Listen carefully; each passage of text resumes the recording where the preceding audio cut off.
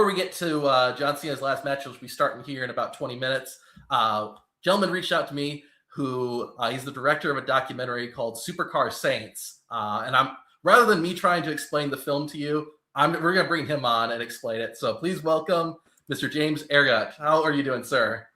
I'm doing fantastic. I'm in sunny Toronto, Canada.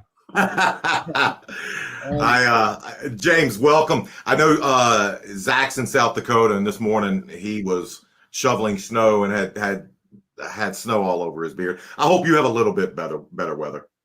Well, I've been obviously I grew up in Canada, and I've been to South Dakota and North Dakota, and for some reason they're actually colder there. I don't know what it is. It's just this, like, to your bones. I will tell you what it is, because I've lived in both. When you get used to a certain climate, whether it be if you get used to a warm climate and then it gets cold, it just hurts way more. I lived in Virginia, moved to Florida, got used to it being 100 degrees. So then when it was 50 degrees, it felt way worse.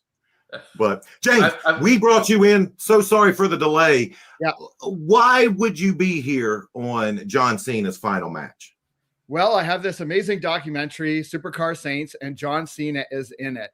And actually, we filmed a lot of stuff during Elimination Chamber, kind of behind the scenes, because the movie follows this guy, Steven Spice, who he has a brain disorder, and he's a Make-A-Wish kid. And I started this documentary kind of filming him interacting with these supercar owners who they're mega rich. Like, you have to have 50 million or more to be part of this exclusive underground club. And then we had this charity meetup where Steven came out, and Steven is not only does he suffer from this brain disorder, but his family's really poor because they've had to pay all of these medical bills, and then they lost their house and they had to take time off of work. So they didn't even have a car. So it was a really interesting juxtaposition. But Steven is the biggest WWE fan. And in fact, he has a YouTube wrestling channel where he interviews famous wrestlers and things like that. And his dream was to meet John Cena, because when he was in the hospital bed during his first brain surgery, he wanted to give up because they told him he would never be able to ride a roller coaster again. He would never be able to be like a normal boy. And he saw John Cena say, "Never give up." And so his ambition became to meet John Cena. So, spoiler alert, we finally were able to arrange, but I'm not going to tell you how, that he gets to meet John Cena. And ironically, he gets to meet him at Elimination Chamber. And then it's really wild. That's amazing. I was going to ask you, James, how did you get connected with Steven? He came out. So I was following these supercar owners, and he came out to an event. There was like a charity event where the supercar owners would take you out in their Lamborghinis and Ferraris and stuff like that for drives. And he just had this energy about him. He's a really positive, charismatic kid. And I think because he runs a YouTube channel, he's used to being on camera. So he was just a natural. And then he started interacting. And like I said, he had these health conditions, and he came from a really poor family. Like, his entire family lives in this 1-bedroom apartment, but yet he connected with these really ultra rich supercar owners. So there was something about the common humanity. And then there's some things that kind of come out about some of these supercar owners, that they have some health issues, and there's more in common between Steven and them than you might expect. So it was just a really interesting story that developed. That's amazing. What was the point that you said, "Hey, I want to document this up. I want to make this into a film"? Well, I was filming as a film, but it was just about covering this underground club because you had to have 50 million or above to be part of this club. So it's it was kind of this crazy thing. That's it.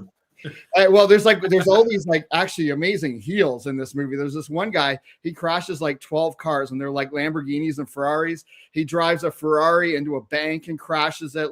Just some really wild characters. And then when Steven came on the scene, it was such a juxtaposition to balance his heartfelt story with these kind of wild supercar guys, and to see what would happen when they all interacted.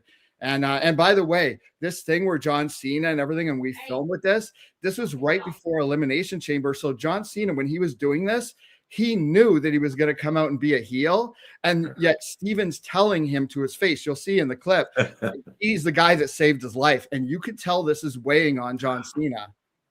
That's amazing. That's amazing. I'm looking forward to showing that clip now. But I wanted to ask you too, what was like the biggest challenge for you with creating Supercar Saints?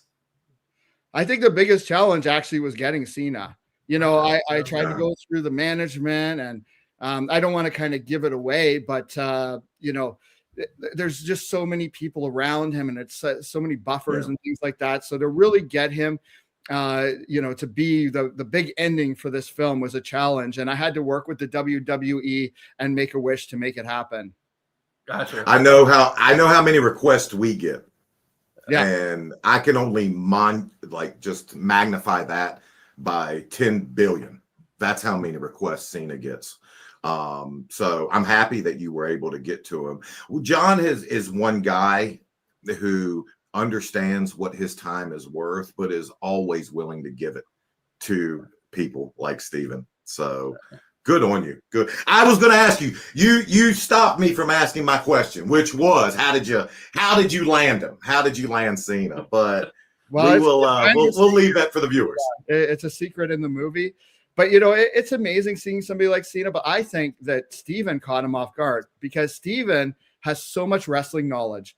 And even though he's a young boy, well, you'll see in the clip, he talks about JBL's match. And there was one thing that was like actually a deleted scene where he told John Cena, he's like, do you know that whenever you come in second in the Royal Rumble, that you end up winning the title in the next thing or whatever? And John Cena's like, really? Or whatever, that's a thing? And like, Steven's knowledge really kind of caught him off guard. And I think although he meets with obviously all of these Make-A-Wish kids, I think the fact that Steven, first of all, had that kind of knowledge and was such a pro wrestling fan, but then also said to him, you are the guy that saved my life. That's like, you could tell that it weighed heavy on Cena. And it was hard for Steven because Steven, we're sitting there and we're watching the match and John Cena turns heel and we're in Toronto and like people are tearing up their signs, like people are booing. And he was like gutted because he had waited his whole life to meet John Cena. And the moment he finally gets that, and here he is, he's turning back. Like, this is where when you film documentary that you really don't know what to expect. And you kind of have to just go with it. Absolutely. Absolutely. Well, I was going to say too, for our back and forth emails, Supercar Saints is being nominated for awards as well, right? Yeah, so right now it's in consideration for the Academy Awards. And, you know, if you're a wrestling fan, we are underdogs because wrestling is kind of looked at a certain way. And, you know, it's amazing I've gotten it to this point. But if people can check out the film and go on IMDb, and if you like the movie, leave a positive review, it makes a big difference because I think there's sort of a snobbiness, you know, towards movies like this. And if there's ways to make it through that we actually get a nomination, it would be amazing for wrestling. So, you know, for your fans or whatever, I would love if they could check out the movie and support it if they can, because, you know, like I said, we're definitely not these like kind of high in the air type of movies that normally make it to nomination. But, you know, we're on the Academy. Where can they find it? James, where can they find it? Amazon Prime. You can stream it for free, basically worldwide. We're even in India. We're in Canada, UK, US, you know, Mexico, all the major countries in Europe, Australia. So, you know, definitely come check out the movie. And you're going to enjoy it, I think. But you have to make it through the heels. A lot of people, we have these really bad heels in the center, and then they're like, I don't know if I want to see what's going on. But trust me, there's a big twist. Awesome. Awesome. With that, I think this is a perfect time to show that clip that you sent us. So let's take a look at this. I won't be able to say it for long. I'll say it while I can. My favorite match is my next one. So tonight in the Elimination Chamber, that is my favorite match. Favorite opponent. Can I answer a question with a question? Sure. What's the favorite opponent you've seen me face? JBL in the I Quit match in 2005 Judgment Day. The best match of all time. How did you get to watch that? I'm so sorry. So that was a very physical match. I don't know. Did you see the whole thing? Yes. Okay. All right. For those of you that haven't seen it, it's a very physical match. And you know what? I would agree with that assessment. That's a pretty memorable one. I knew it. And how old are you? 13. 13, so that happened 10 years before you were even born. And here you are talking about it, which makes it a pretty memorable moment. I will concede, sir, that is my favorite match. All right, here we go. Let's do it. Don't go anywhere. Oh, you yeah. Yeah, I want to do one more, please. Yep, ready? Thank you.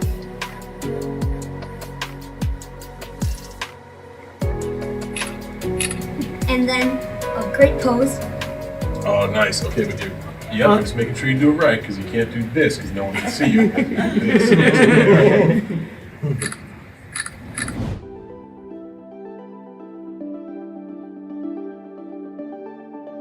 Who is your GOAT? Ooh, who is my greatest of all time? Wow. So, I don't know if you're going to like my answer. I think it's Roman Reigns. I love Roman Reigns. Oh, then, all right, cool. Did I do okay? Yes. All right, so who is your greatest of all time? Who's second? Second, Cody Rhodes, I think. Now, here's the kicker. Why? Because he puts on great matches wherever he goes, and they're always brutal, and I love brutal matches. I sense a theme here. I am. Well, okay. All right. He's a very dedicated performer. He's very physical. He's not afraid to get in there.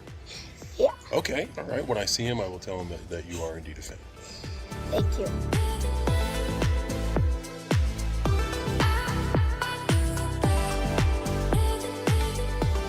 Thank you very much. Well, that was my 2 questions I had for you. Thank you, everybody, for watching. 2 great questions and a wealth of knowledge. I really appreciate you. And I always close up my show with 2 mottos. Okay, I'm interested. Be yourself, Love that one. and when you're really fond about, never give up. Wow. Because that's been my whole story. And I wanted to say one more thing to you. Okay. Thank you. Because when I had my first brain surgery, which is the whole reason why I'm here, I gave up on life because they said I couldn't do roller coasters. I couldn't be a normal kid. And I saw you on YouTube saying never give up, and that saved me. Like, it literally saved me. The wisdom you have for someone your age warms my heart. Thank you so much for sharing all that. I can't tell you how much I appreciate it. Thank you so much. Oh man, that is really special. Thank you. Wow. What do you guys? You're crying. You're crying. I'm not crying. You're crying. Wow. That just goes to show two things: how good John is, and just how I see exactly what you were talking about, James, where you talk about how this kid touched him, and 2, that kid. What questions? Yeah. Like, those were great questions he asked. And he knows his stuff. Yeah, his goal is to be a journalist, and some of these guys better watch their job. I mean, Yeah. On a personal, I loved it towards the beginning of the movie when we're getting introduced to Steven. He mentions Chris Van Vliet by name, that he thinks he's the GOAT of journalism, and he aspires to be like that. I thought that was so cool. Absolutely. Yeah, this is my daughter here. She's a huge fan as well. She was Hey. and Victoria, and she's getting ready to do the viewing as well. There you go. Hey. Hi. What do you think Hi. of the movie? What do you think of the movie? I think it's pretty good. Yeah, It's pretty good. I'm just bad to her. You know what I mean? So It's pretty good. I think it's a really special thing, and the crazy thing is that all the setup, like we go into Steven's home, and it's all, like I said, they don't have much money, but the entire place is just WWE figures from wall to wall. Like he's just this like super fan, and like I had a dream when I first met him of getting him to meet John Cena, and I didn't know if it was possible, but I kind of took it to heart what he was saying about never give up, and I had every door closed in my face, and I just, whenever I thought about him pulling through those surgeries, and I just kept grinding and grinding and grinding, and I finally made it happen. So, it's like, I see, I'm getting emotional now, but Yeah. That was a great clip. I'm so happy you brought us that. I'm happy that our fans, that the people that watch our channel now know about Supercar Saints. I have a question for your daughter. Yeah. Who is your favorite wrestler? Rhea Ripley. Okay, that's good. Who's your favorite has been washed up wrestler that has a YouTube channel now? Yeah, please? give her a hint. Yes! Correct answer. Ding, ding, ding. Hey, Maven, just from a wrestler's point of view, what would be going through Cena's mind that you're meeting this kid that like we're talking life or death, like he's talking about how you impact him like this, and then your mind you're thinking, I'm gonna go out there and kick somebody in the nuts and betray all my fans. Like, Here's what I think's going through Cena's mind at that moment. I'm not to the level of Cena, so please don't assume that I'm saying I'm near him. But I've met some kids, and everything stops at that moment. Nothing matters. Nothing. Problems that you might have, the match, nothing matters but that kid who is in front of you. Nothing matters than making sure he's meeting his hero, making sure that this is, if not the best seminal moment of his life, making it darn close. So I understand, surviving brain surgery, that's unbelievable. But Steven said to me that it was the best moment of his life. So think of what this kid survived brain surgery and meeting Cena was, that's all twice. So at that moment, John, I guarantee you could tell John was completely in the moment. He was just doing everything he could. I even liked how when the kid did the and something he wouldn't even think about, pull your hand down so people can see your face. And you know what? Here's what's great. That kid will never forget about that. And that's, in wrestling, we get to create memories. That's why Cena is who he is, because he's created so many memories. Yeah. Absolutely. Oh, that's phenomenal. Well, thank you for sharing that clip with Thank us, you James, for having and me also, on and allowing me to share this with your fans and your community. Oh, thank you. That was great. That was great. And for those folks watching, we've got the link to it, Supercar Saints on Amazon Prime in the description, or just go search it. Be right up there on Amazon Prime. I was been really enjoying it, and so thank you again, James, for coming on, sharing that clip with us. That was really cool. You're welcome. Awesome. You guys have a great rest of your night. You too. Let's see what happens tonight. Absolutely. Can't see me. Looking forward to it. Take care, James. There we go. Awesome. Speaking of which, we're about 1 minute away from the start of John Cena's final match. Wonderful. Now, for everyone out there, obviously we can't show it. Yeah. But we assume I have it before they show it. I have it right here. So I'll be looking and watching. Predictions. What predictions do you have? Ooh, I'm predicting Gunther will win. I think for sure, especially too. I thought this is what someone would point this out, that Gunther will have retired 2 legends this year, Goldberg, and if he wins tonight, Cena. And I can't think of a better way to start the new year going into WrestleMania season than ending just being the last person to beat John Cena. Well, you always, and if you watch our channel, I'm always trying to tell you how professional wrestling is created, how it was made, and what they're obviously trying to do when they do stuff. In a situation like this, you're always wanting to promote your stars. That's going to be, we have liftoff. You're trying to promote your stars that you're hopefully kicking off the next generation with. Gunther is definitely one of those stars. I found it a little bit interesting, but the more I thought, maybe not so much that they picked him. He's a professional. Yeah. He is someone that I guarantee Cena can have a great, outstanding match with. I'm actually looking forward to this. Is the first live wrestling I've watched in I don't know how long.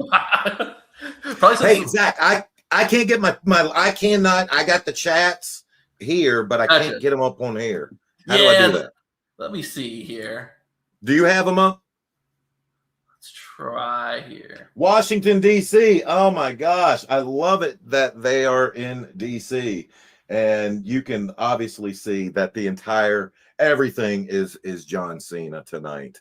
But I look forward to hopefully seeing what some people in the comments say. I saw we had a couple questions come in. I'd love to answer your questions. And again, Supercar Saints, Amazon Prime. Yeah. Check it out. Absolutely. Yeah, I think because we're doing wrestling directly through YouTube, fortunately we can't pull up comments onto the stream, but I can still see your guys' chat coming in there. So we'll pull some out here. Oh wow, we've already got 3 Hall of Famers that have made an appearance. Yeah. And in case you're wondering, I'm not there, guys. Oh, Mark Henry. So we got Sean, we got Kurt, we got Trish, we got Mark Henry. I love that all of these wrestlers were from my time, my generation. Yeah. And wonderful. Kurt Angle, So especially, cool. Cena's first opponent when he debuted in WWE. Yeah, absolutely. Yeah, everybody remembers the ruthless aggression. It's iconic. Oh, Cena's breaking a rule already, having his own dressing room. Oh, shoot. He's getting heat for sure. There are a few people who this night works for. The guys that immediately come to mind: Rock, Austin, guys that were this monumental, guys that accomplished so much, and guys that meant this much to the wrestling business. Not many more. I can't think of many more that could have this night. No, honestly, yeah. I saw somebody put ruthless depression. Oh no, and somebody else put finally a Triple H voiceover. I'm shocked it took so long. I'm shocked it took so long. It always made me chuckle a little bit because they've been having the executive producer credits at the end of the show. Like WWE never did credits, for the longest time, and now that Triple H is in control, we got credits. Yeah, I was, and when I said that, I was shocked. Oh, look, they're showing him come out against Kurt. That was on SmackDown. Do we know what show that was? And I want to know where I was at this time. I was on. I think you were injured. So I think he debuted. That's when I broke my leg. Yeah, it was shortly. They were scrambling. Yeah. God bless America. Maven broke his leg. What the hell are we gonna do? We got this guy thing, the prototype. What the hell? Let's bring him in. Let's give him a try. Maybe he could, draw a few people. Who knows? What a career he's had. What an absolute stud. This is his comment. I'm a simple man. I hear Triple H's voice. I reach for the mute button.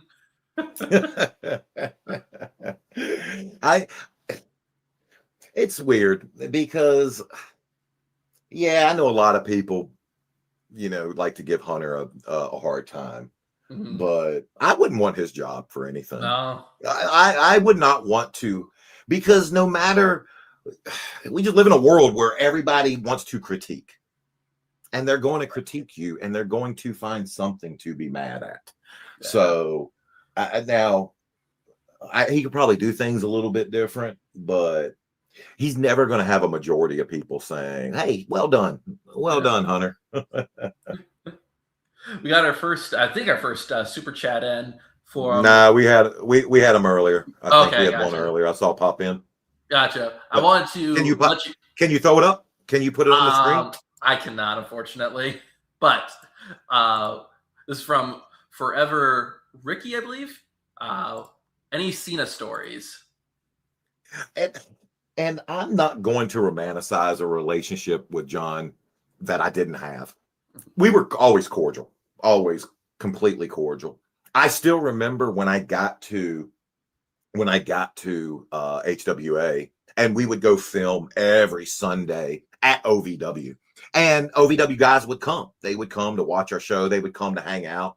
It was almost like a TV day. They had us there early, and we were, out at the ring. And I still remember seeing John for the first time, because in my mind, that's the prototype. Hell, I knew who Prototype was.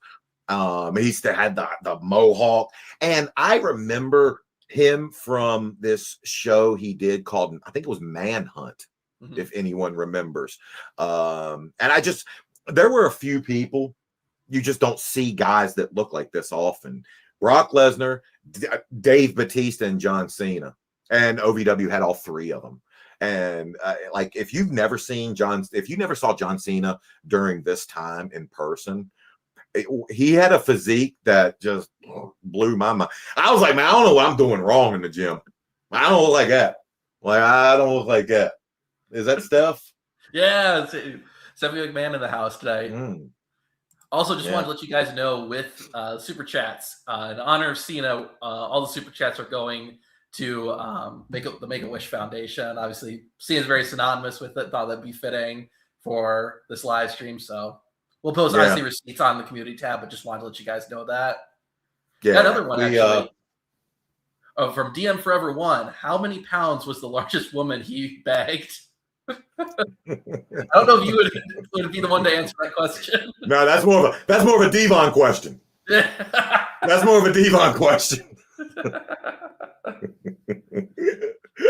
All right. Oh goodness. I know there was some back and forth whether Cena was going to start the show or not, but it looks like. Oh, I would be shocked if he didn't start the show. If you start the show with anything but John Cena, they're doing a disservice to this crowd. Plus, you want to give him his time. You want to allow him whatever it takes. Watch, I'm gonna be wrong. Well, mine's a little faster. It's Cody Rhodes got coming out right now. Oh, okay. All right. Okay.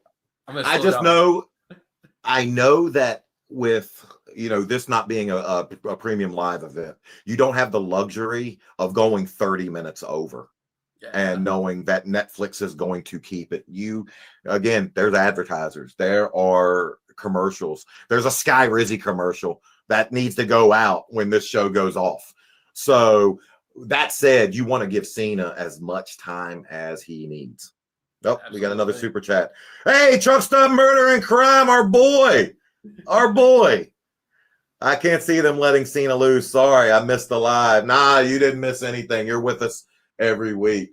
I get where you're coming from, but Cena, if anybody, will do business.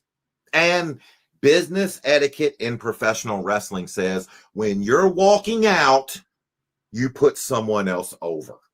That's just how you do it. That's it. I mean, hell, ego does have something to say. So maybe he won't. I don't know. Got another super chat from the Iceman. You got a Randy story about him and Cena? Yes, I do. And no, I can't tell him. The one that immediately pops to mind, I can't tell.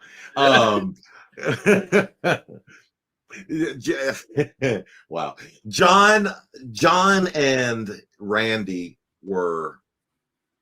their careers were very similar in the aspect of both were stars from the early 2000s. Both guys. Randy probably even more so. Like, I remember watching Randy and thinking there's just something different about him. But I also remember watching John and thinking there's something different in him. And there's a difference. Randy had all the tools to become one of the greats. John was one of the greats because of personality and because of mic work and look and everything. And it just goes to show, man, there's more than one way to skin a cat. I've made no bones about it. I think John Cena throws a horrible punch. Well, he does pretty damn much everything else great, though. There's just more. He does run weird. My God, he runs weird. But there's just more than one way to skin a cat. There's more than one path to superstardom in this business. Yeah, absolutely. Yeah. He's made about $1 trillion more than I have. So I wish I ran like that. And threw punches like that. But no. Chillfan7, always look forward to your videos every Friday. Chillfan, another name that we recognize, another name from our Patreon. Another name we see weekly. Yeah, and so you guys know that we do live streams every week on Patreon every Saturday. So just putting that out there, and also let you know there is a link to our Patreon in the description of this live stream. But So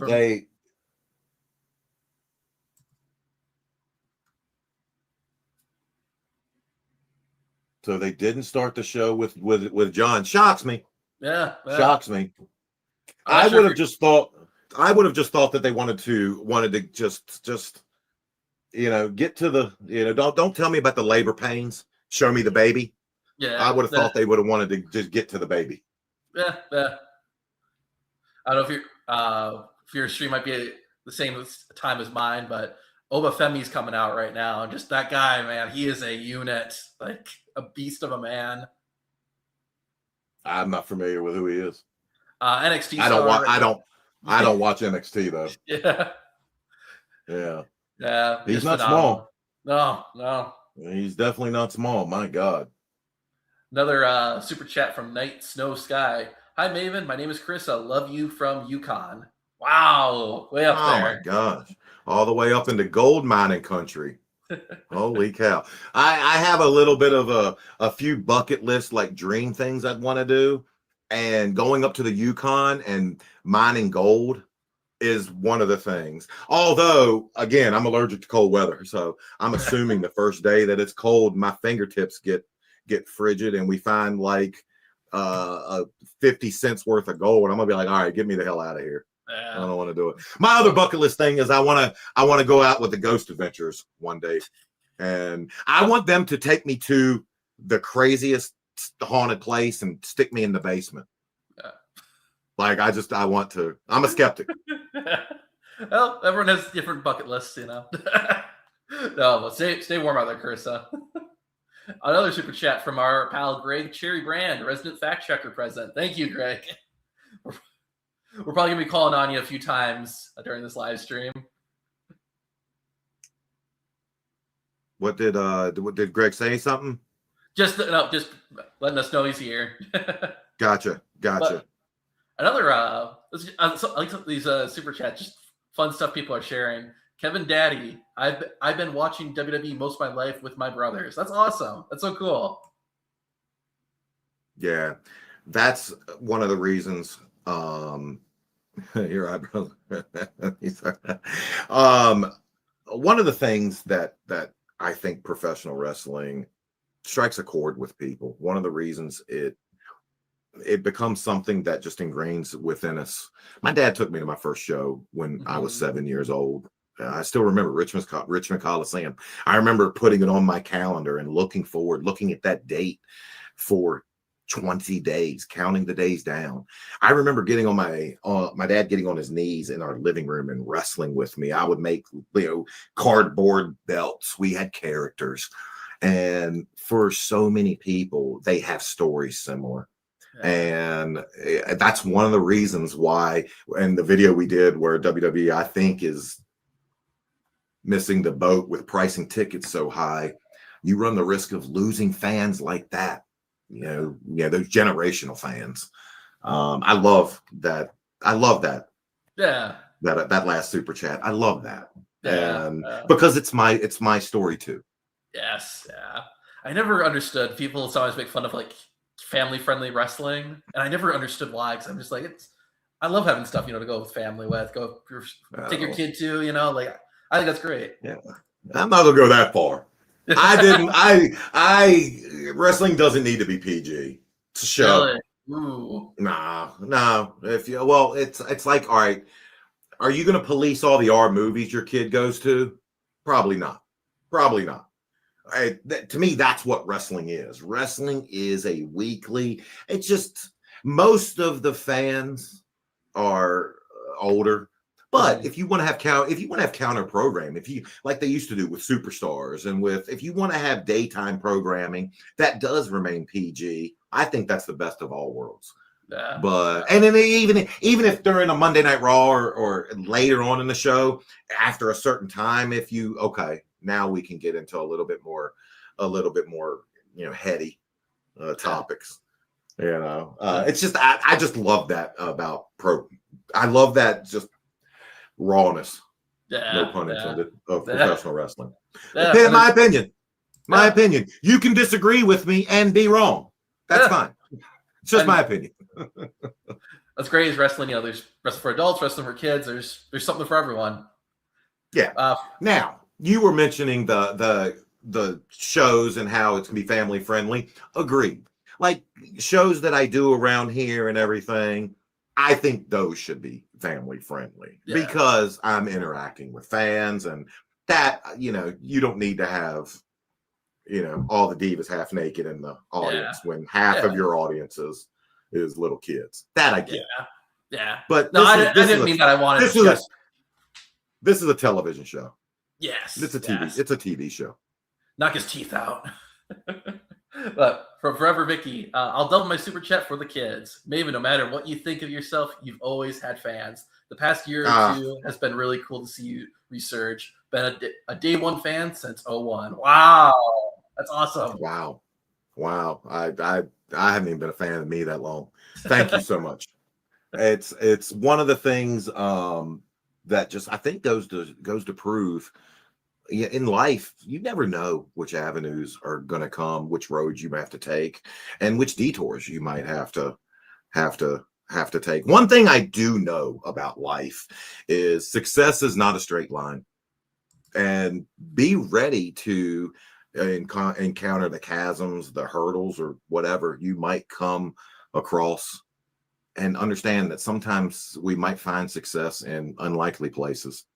5 years ago, I literally remember somebody telling me about 5 years ago, you should start an Instagram. And I was like, I'm an old man. Don't nobody care what I have to say. So just if you take anything from tonight, Cena's great. Make-A-Wish is great. Success is not a straight line. There's your 3 things. There you go.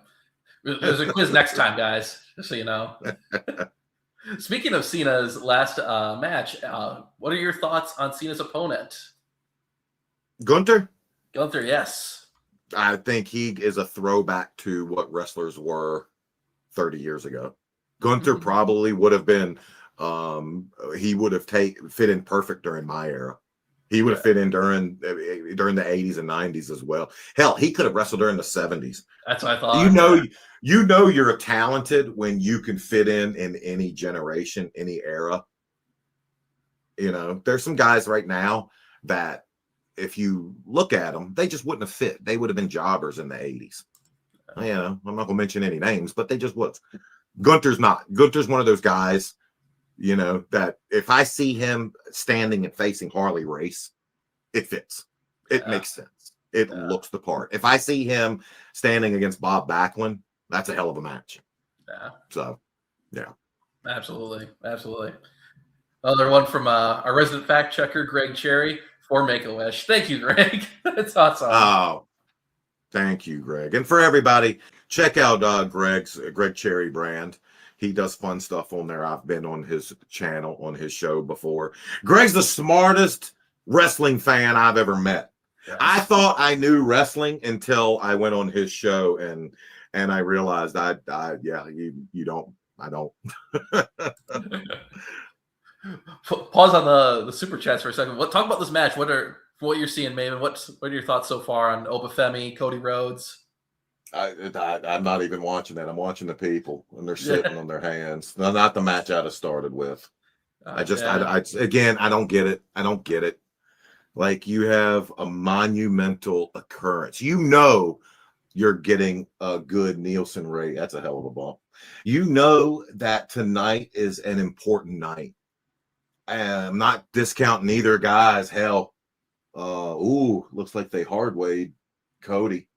Let's see. Hey, use it, Cody. Use it. You got cut open. It's inadvertent. Yeah, use it. But you just, and far be it for me to tell them how to do their job, but just you have a night where you're getting an influx of fans you probably don't get normally. No. I would capitalize on that as quickly as possible, and I would run it to the bank for as long as I could. That's just me.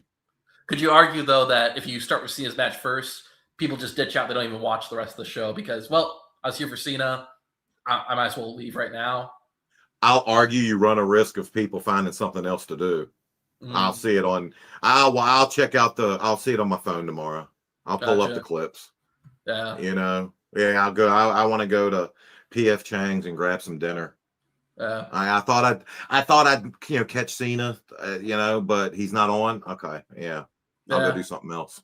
Yeah. Because I mean, how many clips of the important stuff are going to be on everything tomorrow?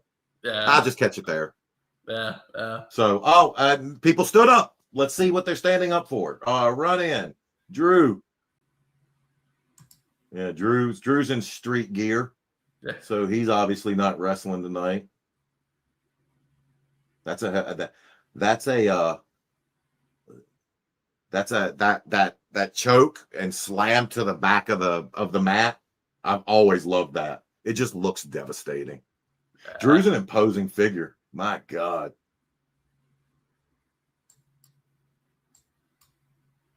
And I get it. You're trying to get people in, but like people aren't tuning in tonight for storylines. They're not. Yeah. They're just, to me, this is tone deafness and thinking, okay, we're gonna get these fans now to watch them. You're not. I wonder if it's a Netflix. Oh no, this is on Peacock. Because Netflix with the Jake Paul Mike Tyson fight. They did their fight at the end too. They had other. Well, fights. but that's boxing.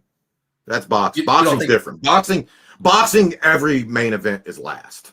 It's always been like that. You think people stick around for boxing more than they would for wrestling? No, I think they show up like I do whenever I watch one of those fights. I show up when the main event comes out. I don't watch the preliminary fights. Yeah. I have no desire to watch unless I'm betting on it. Yeah. Which bet responsibly. I have no desire to watch stuff I don't care about. It's just we have just too many options. Yeah. I thought they would have or should have paid this off from the start, from the jump. I'd be interesting if they wait till the end, or if they wait till the end of the hour or whatever. I'll be interested to see if they still do. Do they still do Nielsen ratings? Do they still do ratings? They do, yes. But this is actually, I think it's only airing on Peacock. I think NBC, they had them airing the Saturday Night Main Event on Peacock or NBC for a while, and then they moved it just to Peacock now. So I'm sure they have a way. I'm sure Peacock has a way internally of tracking it, but I'm assuming they probably don't release that unless it's record breaking. Yeah. I that's it. I do understand starting with Cody. Yeah. Here's what I would have done. I would have had Cody come out, cut a promo, something just that Cena related. Yeah. And I'm not up on the storylines enough to know where they should have went. But if you want to start the show off with Cody, I got no issue with that. He's your superstar. Yeah. But tonight would have been all things John Cena. Yeah. Not let me bring some viewers over to watch NXT. There was a question talking about that. Now it just disappeared. Thanks, YouTube. There was a question. Yeah. I see what somebody put in the comments. Somebody put in the comments, Kurt Angle #1. I'm not going to disagree with you. Yeah. Kurt's a specimen. Yeah. Let's see here. Oh, we got a few more. And I get it. They want to show that sign all night. They want to milk the dressing room. They want to show the Today Show and show just the impact of John. I get all that. Yeah. I get it all. But I would have just been different. I would have just started it off. Even if it's guys coming out and like Cody coming out. Yeah. And do everything would have been Cena driven. Yeah. Yeah. Here's a controversial question from John Maven. You think Vince will be at the Hall of Fame, and what do you think his new finisher being shitting on his opponent's head to win if he ever wrestled again? I mean, I'd like to see I'd like to see how the finisher is enacted. I'd like to see execution on the finisher if that becomes his finisher. Do I think he'll be at the Hall of Fame? No, he won't be there. And reason being is optics. It's a bad look. TKO knows that. It's a bad look. They won't have him. at the Hall of Fame. Now, it will, because this is when they put Steph in, right? Has Steph been? I don't think she's been inducted into the Hall of Fame yet. But Isn't this the year that they're putting Stephanie in? Is what I'm saying. I actually do not know. Greg, remember when Taker told her, "Yeah, we're putting you in the Hall of." Remember when he sat down beside her and he was like, "Yeah, it's Stephanie, it's time." Now, I mean, as a father, was a father allowed to be that? I just, even still, plus also, I think Vince has too much pride. I think he just has too much personal pride. Yeah, Vince has a lot of what I have in me, and that's you don't have to tell me twice to leave. I don't want to be where I'm not wanted. The loneliest place on earth is where you're not wanted. And I don't want I want no parts of being any place I'm not wanted. So I think Vince has, he's not gonna be there. That said, the world shocks the hell out of me daily. And in wrestling, man, you never say never. I would have thought they wouldn't have brought Brock back this quick too, but they did. So I don't think it's entirely out of the question that Vince will be back in WWE at some point. Yeah, agreed. From Juan Brawl 123, when was the last time you have abs? What year is it? If you hear my dogs are out there making a ruckus. What year is it? 2025? Yeah. Probably abs 20. Oh gosh. I got them one more time when I arrived in Florida for HSN. I was, just off cycles and everything and out of shape. And I said, man, I'm gonna get back in shape one more time, and I did. And I got back on the sauce and allowed myself to get ring shape, and didn't even wear a ring. Wasn't even looking at wrestling. But probably then. Yeah. Gotcha. Probably then. Abs are too much work. Ice cream's great these days. From J209P. Yo, Maven, what's up with the Crow movie you were in? Ooh, thank you for asking. And I'm going to show this. I just had this delivered or done. Yes. That's a t-shirt that a fan sent me from my character Dante in Days of Sodom. So whenever there is a movie like The Crow, like Days of Sodom, it always runs into some issues once they're trying to get out of post-production and get it put out, and that's all they're running into. They've had a few delays. I know Cody said his goal is to early 2026, and I can only go off of what he says and hope that that's when they put it out. Man, I got to be in a movie with Vernon Wells. And if you don't know who Vernon Wells was, he's the guy who Arnold Schwarzenegger defeated in Commando, literally the first action movie I ever watched. That's just still mind-blowing to me. And he was so cool. And it was a bucket list thing for me to check off. I mean, I don't know if it's going to be out early enough for award season for me to get my. Oh, no, I'm kidding. I do not think I'm a good actor. Trust me. I'm way better at this. You're better without a script. Yes, way better. That said, I'm looking forward to the movie, and we'll be sure to update you guys here on probably the community tab and whatnot. Here's a spoiler I will tell you about the movie, and I'm very thankful that Cody put it in there. So in the movie, I play a heel, I play a bad guy, and at one point, I hold my son hostage. I hold a gun to my son's head and pulled it at the Crow, which is that's that picture up there. And one of the lines I throw is obviously you haven't seen my drop kick, homeboy. Just a little quick Easter egg for wrestling fans. For non-wrestling fans, they'll be like, I don't even know what a drop kick is. But for wrestling fans, they'll pop for that. And that was pretty cool. When Cody mentioned that line to me, I was like, "Oh, absolutely, yes." Yes. Yeah, that part in particular, I'm looking forward to, and for seeing James there as well. That was really cool. Let's see here, another super chat from Murray fan. Hey, Maven, guys here. Would love to see you on a ghost hunting show. I remember CM Punk going with ghost hunters back in the day. And who did your studio? I did my studio. Yeah. This was all me inspired. I knew what I wanted in my head. And now that said, when I moved into this place, I had a guy come in and put my vision to work. I did not physically do my studio, but I knew what I wanted, and I'm happy it turned out the way it did. I just needed some place that was all mine, and this whole room is my sanctuary. As for the ghost hunting show, man, you see, because I'm a skeptic. Like I'm the guy who doesn't believe in that stuff just because I've never experienced it. But I'm open to it. I'm open. I would love to. I would love to be someplace and feel the chill of the air. And I don't know. I kind of like being frightened. So I think it would be.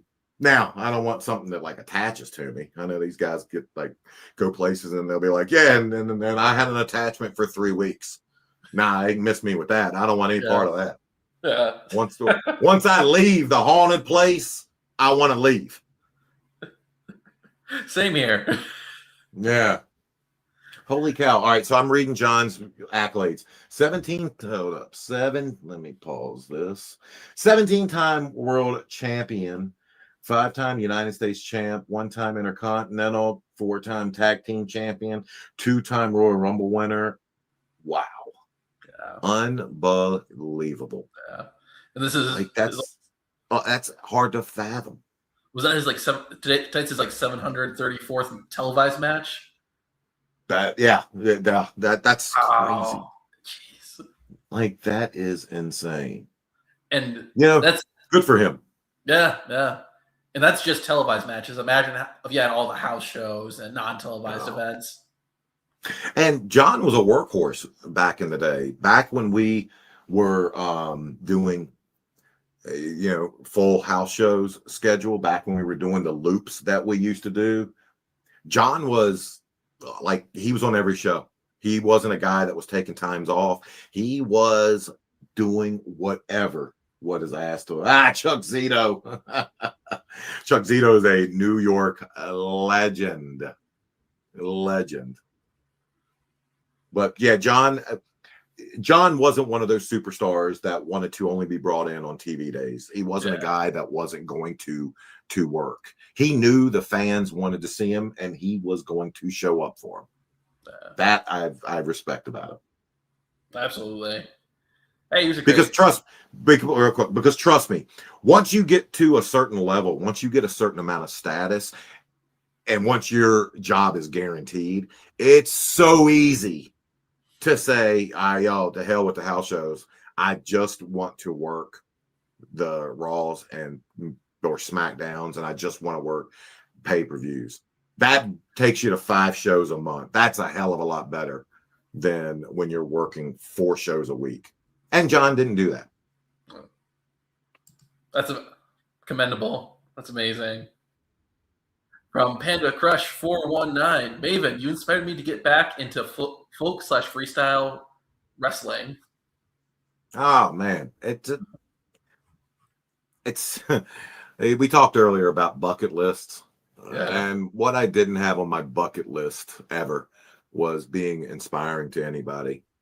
I promise you guys, I'm the biggest idiot on earth. Like, I'm the guy that sits and watches TV and cuts jokes to myself and belly laughs. Like, I'm an idiot. Like, I never figured myself to be someone that can inspire anybody.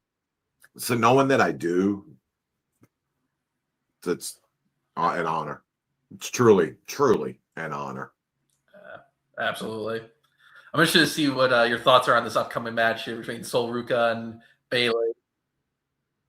I know Bailey is. I've never laid eyes on this girl in my life. Yeah. Ever. So Ruka. Like I could not have picked her out of a 2-person lineup if you would have told me that beforehand. She is one of my favorite finishers in WWE right now. I'm hoping she gets it during this match. I think it's really impressive what she does. Got a hell of a look. Yeah, Kind of has a Rhea Ripley pre goth look to her. yeah, With the blonde hair. Yeah. absolutely. Mm-hmm. The match is getting underway.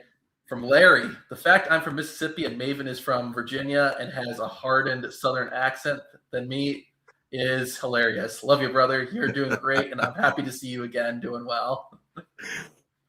I've been in New York, in the New York area for end of 2012. So hold on, carry the 2. So 13 years I've been in this area, and I haven't lost this accent. I've been told, she tells me all the time, that it's a lot less twangish than it used to be, which only makes me say, well, how the hell did I used to talk? So it's not going anywhere. If you heard my dad talk, because I'll hear him talk now, and it shocks me with how he sounds. So it's not going anywhere. Hell, it's part of my appeal. Yeah. I kind of want you to spend like a week or 2 down south. Oh. I want to hear like that really strong accent. Yeah, it comes back. Yeah, Definitely. It comes back. It definitely comes back. Yeah. So is this girl so Ruka? Yep. Is she main roster NXT? I believe she's still in NXT right now. Okay. All right. So they have an agenda. They have an agenda, guys. They're using the platform tonight to introduce new stars. Yeah. They're taking John's platform and eyeballs and saying, hey, here's what we have to offer you for the next 10, 15 years. Yeah. Okay. Yeah. All right. Absolutely. Yeah. Yeah. Obafemi, his look, I think is phenomenal. Who's? Obafemi from Cody. I just think his body just phenomenal. Like, I was amazed. Oh, the first guy. Yeah. He's a big son bitch, that's for sure. Yeah.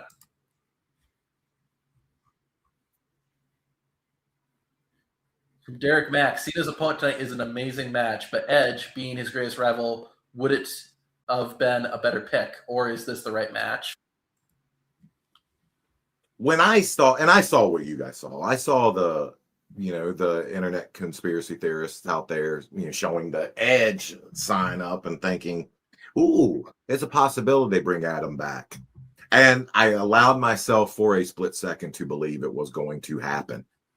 And then I realized, and then I remembered, nostalgia is not necessarily their main goal tonight. They're not trying to, harken back to 2009 and say, hey, remember this? Nah, they're moving forward. Yeah. It would have been cool though. Absolutely. It definitely would have been cool. But I think if Edge wasn't in AEW, they would have had him here with Kurt Angle and Trish. Yeah. I just thought that's absolutely dollars and cents where they're not going to give AEW any type of rub. They're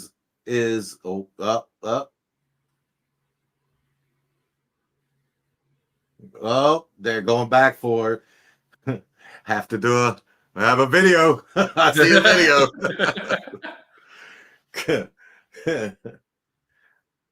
Oh, that was in there. That was definitely in there. This is again where if something, just because you have something called, you don't have to do it. If something's not working, if your timing's, there were guys I wrestled, and for whatever, did your stream just catch up to that backflip off the top rope? Yeah, I saw that. That looked pretty crazy. That was phenomenal. There were some people that I wrestled, some people I worked with, and for whatever reason, our timing just could not get on the same page. And other people I could work and be fine, and then other people they work could be fine. And for whatever reason, our timing was just off. It happens. Yeah. And we would have to put together different matches. But yeah.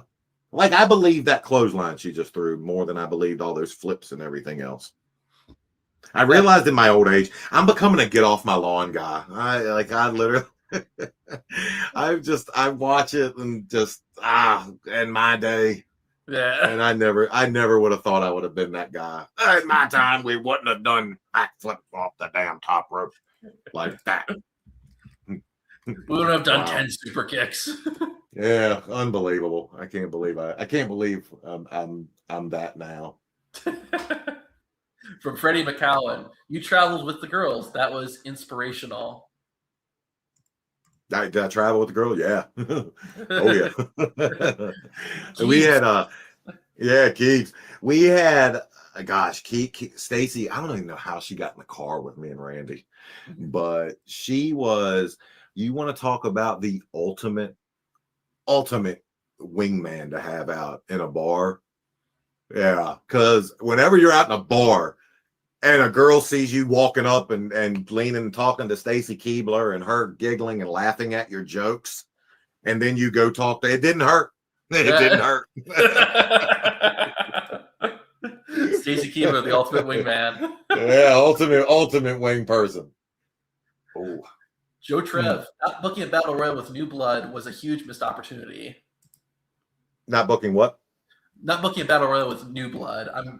He's not talking about not the faction, but the just New Blood, new talent. Wow, this girl, she's innovative. I'll give her that. Yeah. I'll give Sol Ruka. She's innovative. Yeah. Yeah. It's always tough. You want to have it's a balancing act. You can do both, I think. I think you can book nostalgia and at the same time also book new talent and get your new people over. Yeah. I mean, we all still remember, I forget what it was, a battle. Was it Rumble? It was a Rumble when John Cena came out. I think it was Rumble 03, wasn't it? When he came out in the jeans. Yes, long jeans. Yeah. And Pre-jorts. Pre-jorts. And obviously, guys, he wasn't the star that he would later become. So yeah. Your point is made. Yeah. I do like what they're doing though with Obafemi, Sol Ruka, giving these it's not as many stars, but giving them the individual spotlight. Because that's really where you're going to shine. It's hard to stand out in a battle royal, but when you're one-on-one, be able to showcase what you can do. Is there a battle royal later tonight in this? I don't think so. I think what Joe Trev was saying, they should have booked a battle royal with new blood, new talent. Gotcha. I actually like that idea. Then you give a bunch of people their moment. You can bring some older talent in. I don't hate it. Yeah. I don't hate it. Hell, you could call it the John Cena Invitational. That would be first annual. I don't know if it would do any of these guys justice, but imagine if it was Nick Nemeth, Dolph Ziggler, Matt Cardona, people from that are some of John Cena's all-time great rivals. Yeah, even if it's just a 10 bring back name guys that he's worked throughout the years. Mm-hmm. That keeps I'm watching that. Yes, yeah. Because of the whole who's next. Yeah. Oh, and no offense, no gimmick infringement, Goldberg. Who's next? Who's coming up next? Yes. Who is gonna come out? And then you hear Zack Ryder's music hit, and oh man, then you hear Dolph's music. Yeah. I like that idea. That's that's actually a good idea. Thank you. I just think a lot of people are changing the damn channel. Yeah. I think a lot of people are watching reruns of Ghost Adventures since we're on that topic. I just don't see people. I don't see people sticking around for this. I could see more people having it on in the background. They're on their phone, they're on their tablet, they're on their laptop. They have it on one screen. I'll look over when Cena's comes on. They're doing something Yeah. else. I'm sure the people listening to this are probably have something else going on. Yeah. I do wonder if they did this intentionally after the end. Oh God, that was dangerous looking. I wonder if they did this at like because major college football it happened last weekend, and this is the first weekend that there's no major Saturday night college football games, and I guarantee you that was intentional. Yeah, absolutely. Okay, okay, so we got a victory that probably wasn't expected. Yeah, upset. What's your thoughts on Rukov from what you've seen? I mean, if I saw her in person out in public, I would definitely look twice. Yeah. She's definitely, she passes the immediate test of will she grab and capture my attention? The answer is absolutely. Yeah. Absolutely. She doesn't look like the girl that you're gonna go into an office building and is going to tell you to wait, wait over there, sir. She doesn't look like your everyday person. So oh, there it is. I don't know if you saw that. The Soul Snatcher. There you go. I love that finisher. That's good. That is pretty damn. Like, I don't even know where the hell you think of that. I don't know how you do that. Flip and catch him in the cutter, like, oh. Yeah. That's pretty crazy. Yeah. All right, so this is the second match where they've congratulated each other. I don't know. Again, I'm gonna get off my lawn, guys. This is just a different wrestling business than I grew up in. Do you prefer when wrestlers don't do the whole hug, shake hands after a match?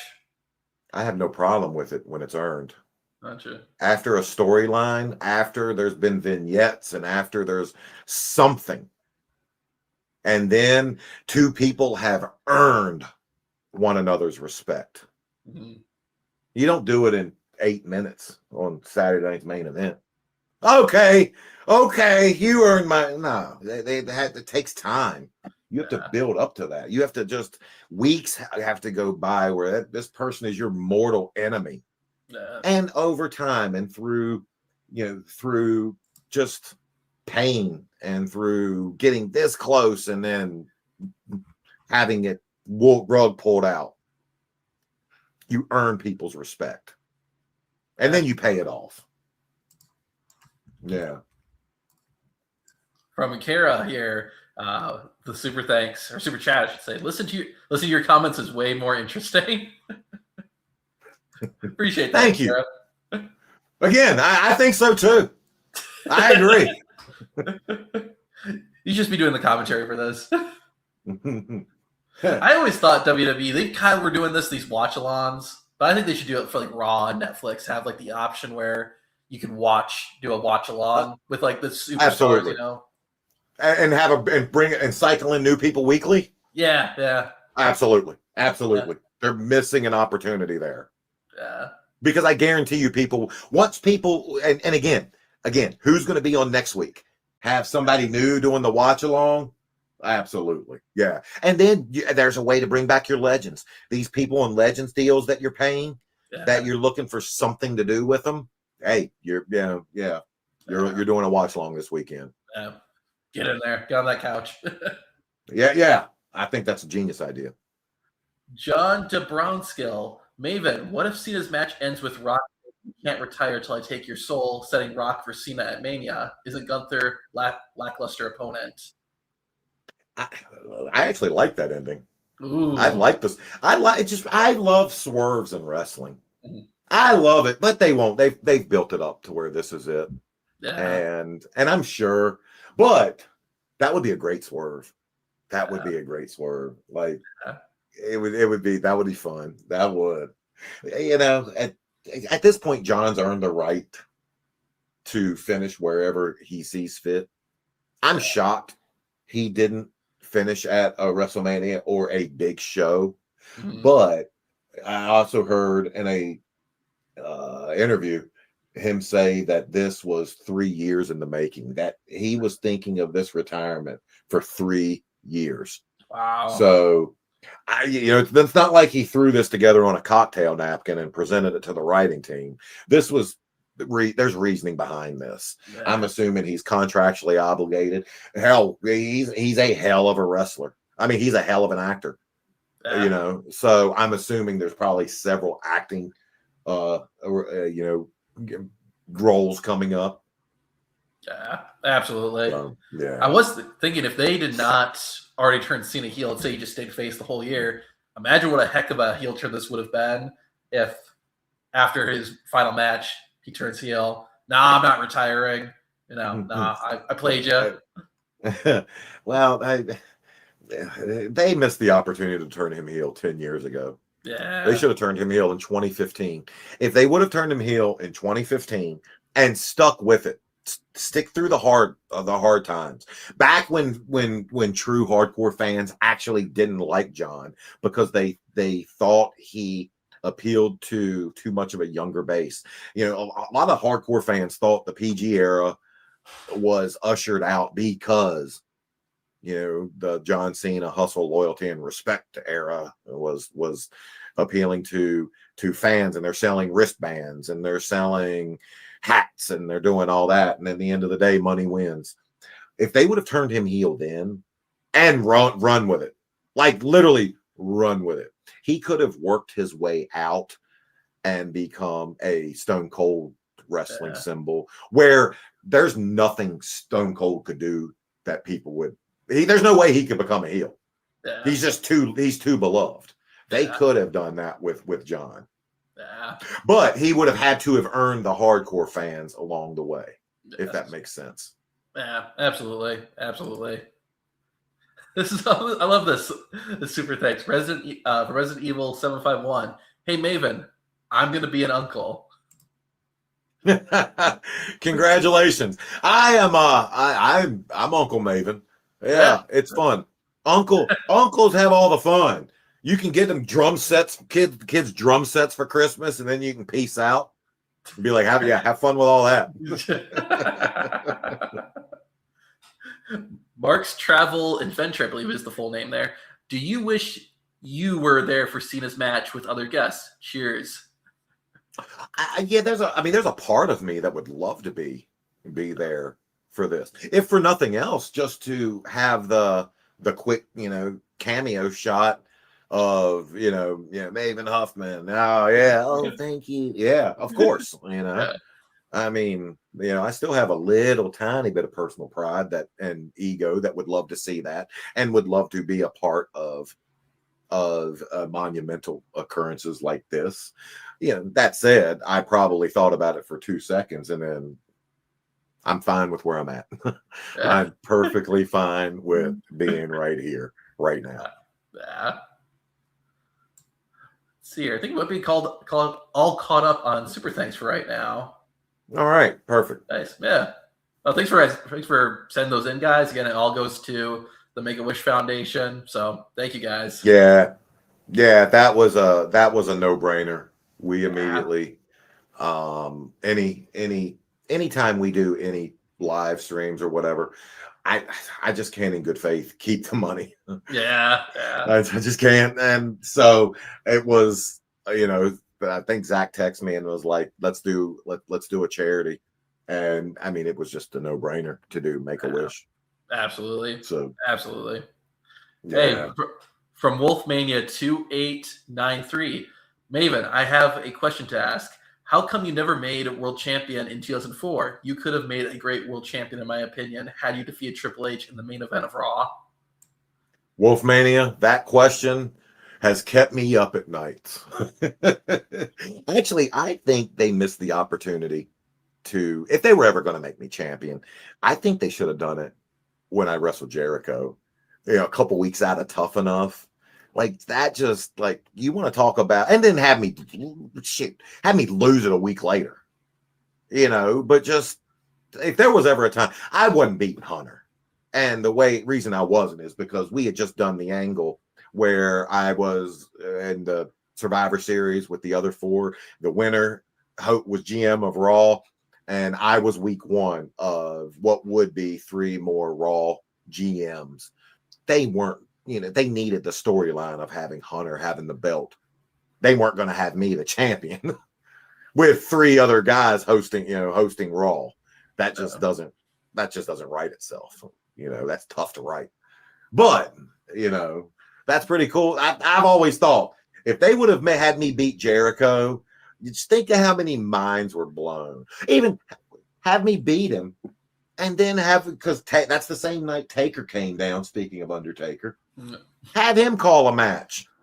I'm calling for the match right now. You did what you did at Rumble, and then sanction the match and then have him beat me. It's just that, you really want to put Tough Enough over. I always thought that would have been the way. So Michelle McCool, close to 6 feet under. Yeah, the Hall of Famer, Michelle McCool. Mark Henry, Kurt Angle. Henry's not wearing any salmon color suit coat, so I think we should be good tonight. Oh, Eve Torres, it's awesome. I'm glad to see her there. When I was watching WWE pretty religiously, she was one of the top female stars, so I've always been very familiar with her and her career. And Trish. And RVD. Yeah, I'm happy Rob's there. I love Rob. Yeah. And I love that Rob's just still in the public eye. Ah, man. Very cool. Is Sami Zayn still working full time? Yes, yeah. Okay. I think so. Because why is he in the front row? Why is he not backstage? That's all I wanted. Greg, is Sami Zayn out with an injury right now? That's the only thing I can think of. Yeah, Greg Cherry. Yeah. Greg Cherry. Why is Sami Zayn in the front row, not backstage? From 6, 7? You sure Rob doesn't smell bad, Maven? LOL. Am I sure what? Are you sure Rob doesn't smell bad? Hold up. Well, I don't quite understand it. You remember from earlier this year, the whole Rob. Oh, yeah, I'm sure Rob doesn't smell bad. Yeah. Gosh, man. I still feel bad about that. Yeah. I swear. And you guys, if you watched what we do, I have no issues with saying when I'm 100% wrong. I was 100% leaning into just a different part of that. And I made a jerk statement. Nah, Rob does not smell bad. Yeah. And if you like to partake, Rob's the best smelling human being you've ever smelled. There you go. I did feel bad. I felt like such an asshole for that. But Rob invited us into his home. Yeah. And what an eclectic house he Yes. had. Yeah. Like, he has a damn strip club in his house. Yeah. Like, what more do you need? 15. Yeah, 20 years ago, that would have been my dream. Yeah. Didn't they have a rotating staff? Yeah. Oh, gosh, that would have been my dream. The hell am I saying? 20 years ago. I'd kick her out tomorrow if that was the case. Yeah. I got the B squad coming up. You got to hit the bricks. Cool. Slight different change of topic. From Eminent Professor, what do you make of David Otunga's remarks about his experience with John Cena? Quick explain what David Otunga, for the folks who don't know. David was basically sitting on 15 years of just a different experience from John Cena than most what everyone else remembers, thinks of, or sees when they see John. David claimed I guess you can almost call it bully behavior from John Cena backstage. I don't know if he went as far as saying that he took liberties in the ring, because David said he would have acted had that happened, but he definitely felt as though that John was big timing him backstage. He brought up several other people that, again, not my story to tell, but he just and we've been in talks with David, and I actually talked to him the other day, and I'm talk to him again tomorrow about doing a video. I wanted to have him on tonight, but you know, Zach reminded me that probably not the form, the time to have him on. Yeah. So, but listen, everybody, just because one person has a lived experience, that doesn't mean their lived experience is different, is wrong, if that makes sense. Just because somebody's experience is one thing, don't judge them if it's not the same as what you're thinking. David has a story to tell. And I don't know if it comes across to some people as sour grapes. You know, some people might view it and say, well, you're just mad because he was a bigger star. Okay. Name the person that Cena's that's a bigger star than Cena. Rock and Austin, the only two people and those are arguable. Yeah. And you can argue, you know. So I think he sat on something for 15 years. He and I text at length after his statements came out, and what I gathered from his texts were that he was just going to live his truth, whether you like it or don't like it. It's his truth, and he's going to live. He's going to put it out. And like I say in all our videos, I'll tell you what my experiences are. If you disagree with me, that's perfectly fine. I have no problem with that. And David just is at a position now and a place where he wants to tell his story. And I told him, I commended him for it. I told him, get ready for the blowback because you're about to get it. Yeah. But I commend you for living your truth. Absolutely. And you've even said it, you know, not naming names, of course, but there's people when you were in WWE you had a great relationship with that other people didn't, and there's people you had a bad relationship with that other people had a great relationship with. It's just more complex. I rode and loved Randy Orton more than most people. There were guys in that locker room that hated his guts. Yeah. Hated Randy. Yeah. It's we're complex people. Yeah. And also people just, you ever meet somebody and just, it's not my kind of, that's just not my kind of guy. You know, yeah. I'm sure there's people that see me and they're just like, maybe that's just not my kind of dude. I read it in the comments, and you know what? That's fine. Yeah. Everybody doesn't have to like you in life. Everybody's not going to like you. Yeah.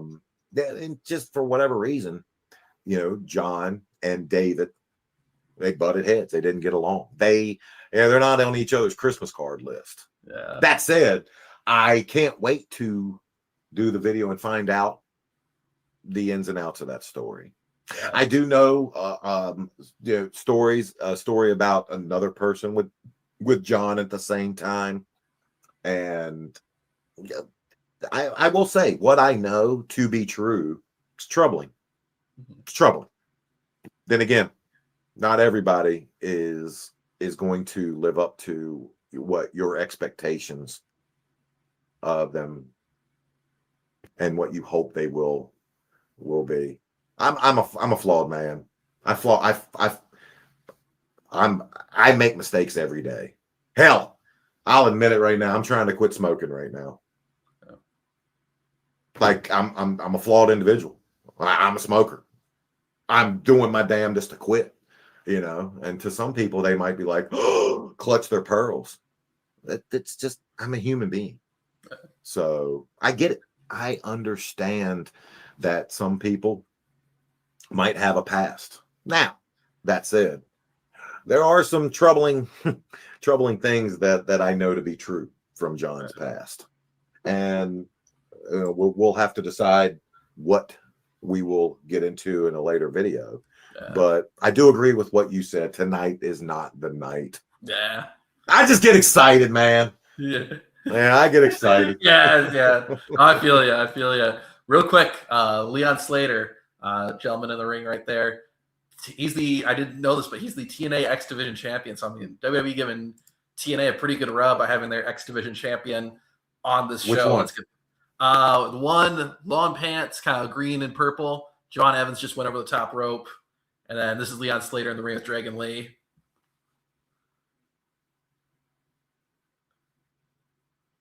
John Evans, just the way he even entered the ring I was impressed with.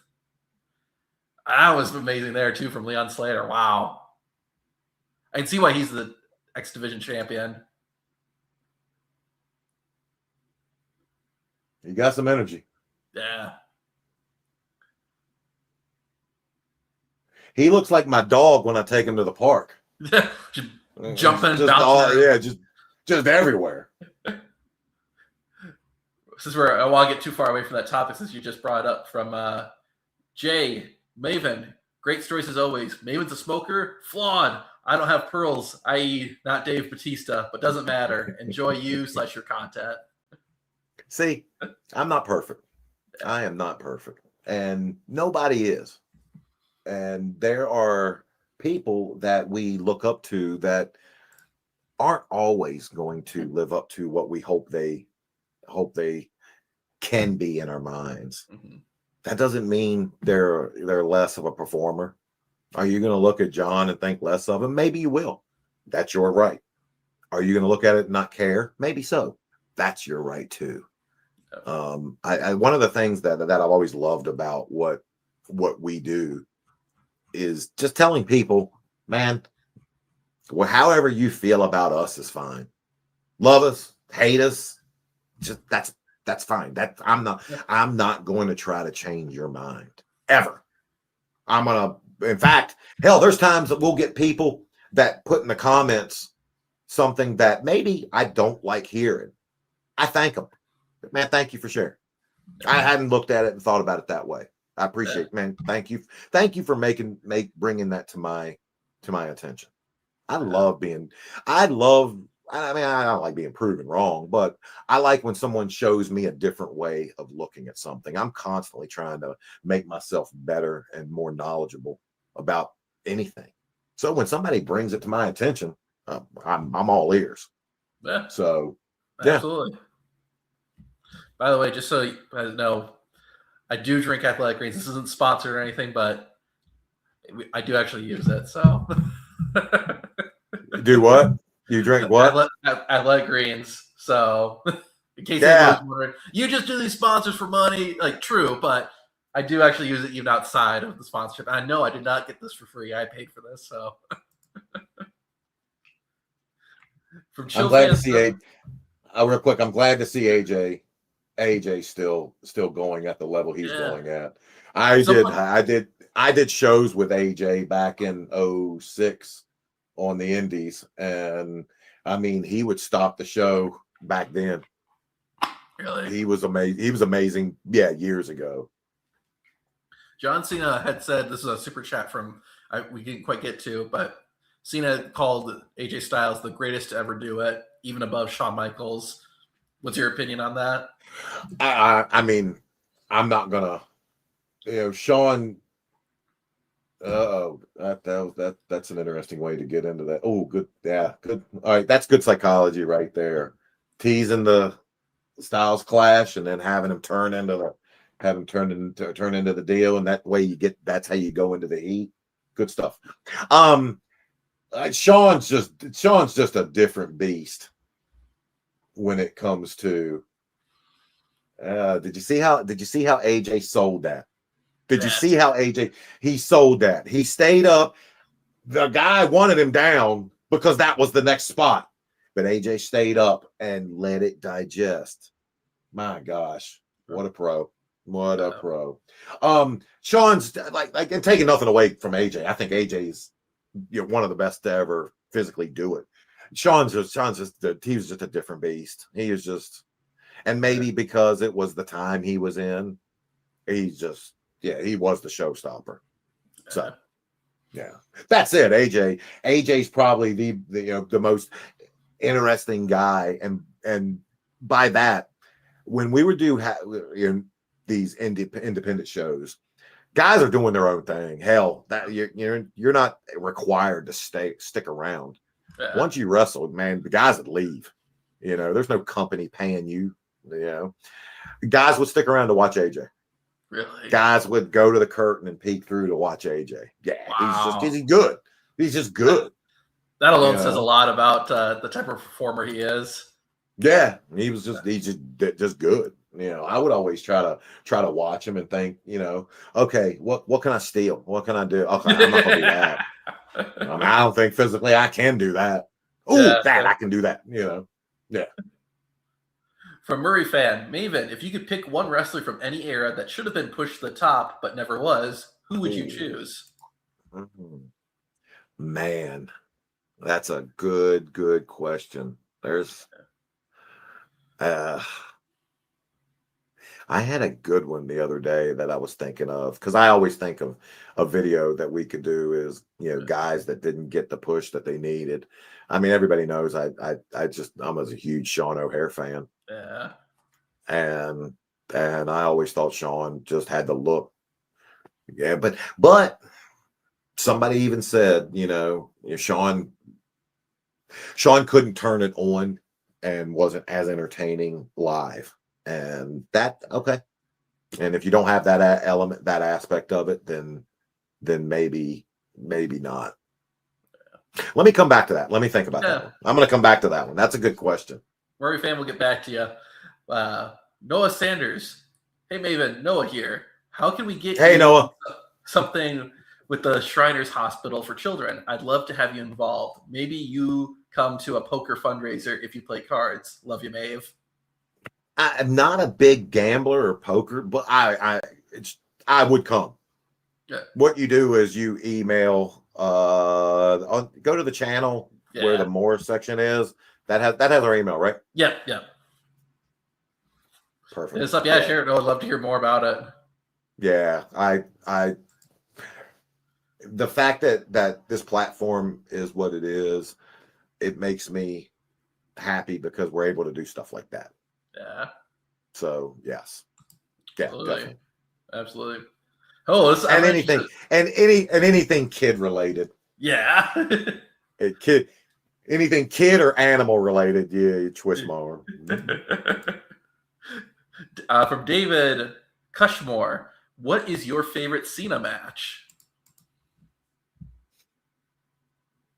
I can't even. Man, I don't watch wrestling, guys. Yeah, I don't know what you guys name? Yeah, I don't know. Yeah, here's what I can say. I'll say this: my favorite Cena promo was the one he cut against Brock, where they debuted the FU.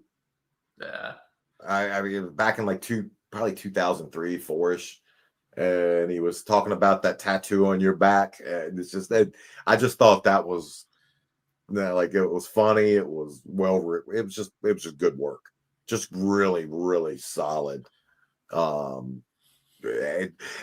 remember hearing that and thinking, yeah, oh gosh, this guy, yeah, I can't wonder why I'm not where he is. Yeah, I'm not coming up with stuff like that. Yeah, I love the line that was it. Mean Brock Lesnar, here comes the pain. God made me strong, forgot to give me brain. It was memorable. Wow, all those tweets, Yeah. People are taking note. People are, the world is watching. The world is definitely watching. Yeah, absolutely. Watching this. From Maria Ellis. Hey, Maven, do you guys rehearse your entrance every event, or was it only at big events like how we see Taker do it at WrestleMania? Love from Utah. I don't think I ever rehearsed one entrance. Not a one. Now, when they would rehearse entrances is when there was pyro, when there was motorized vehicles, obviously Taker on his motorbike, Eddie in his lowrider. Simon coming out on his Segway. Whenever you have something that can go wrong, that's when you're going to practice it.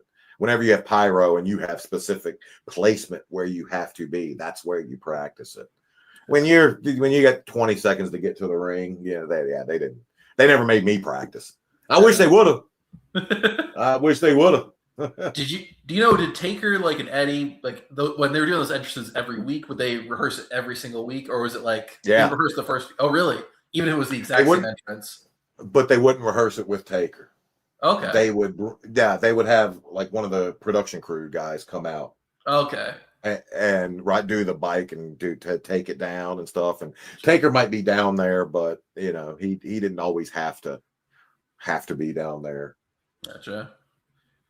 I can see too. Every arena is a little bit different, so it's best to do one drive-through so you don't find out the surprising day of. Well, and the bikes are always coming from a shop or wherever. I mean, they weren't Taker's bikes. Sure, yeah. You know, so they just oh wow, look at Glenn. Wow. Yeah. So they just wanted to make sure that everything was going to run smoothly. Yeah. So they would always get a brand new bike. They didn't have like the same bike that they would take from town to town. It was always a new bike. They weren't bringing the same bike. No, they were getting a bike from a bike shop or wherever. Gotcha. Yeah. Interesting. Mm-hmm. Yeah. In my head, I always assumed that was just like, oh yeah, they probably got one bike and they just kept using it over and over. No, they were using different bikes. That makes sense though. Yeah. That Jade Cargill, that's who I would push to the moon now. Yeah. I would push her. I would strap a rocket to that girl. She just looks looks different. Yeah. I would push her to the moon. For the fans who didn't see your video talking about her, what's the main reason you get behind her? Look, obviously, that's usually the big one. Look and intensity in the ring. When she does move, she looks like it looks like she's physically killing somebody. It looks like a fight. Yeah. It doesn't and I'm not saying it doesn't always, but she doesn't look like she's going through the rehearsed dance and everything. She looks like there's something, like there's vengeance. There's an intensity behind it. She doesn't look and you can't teach look. Yeah. Like I could send people to wrestling school all day, and if you don't look like, I can't teach you to look like that. Yeah, absolutely. You know, she has the it factor in a sense. And looks wise, yeah, you can't take your eyes off of her. I guarantee if you walked her through the subway down here, everybody would look at her. Yeah. Local gringo. Maven, did you ever wrestle in Japan? I did. Yeah, I went up to I think 2 times to Japan. It's not my style.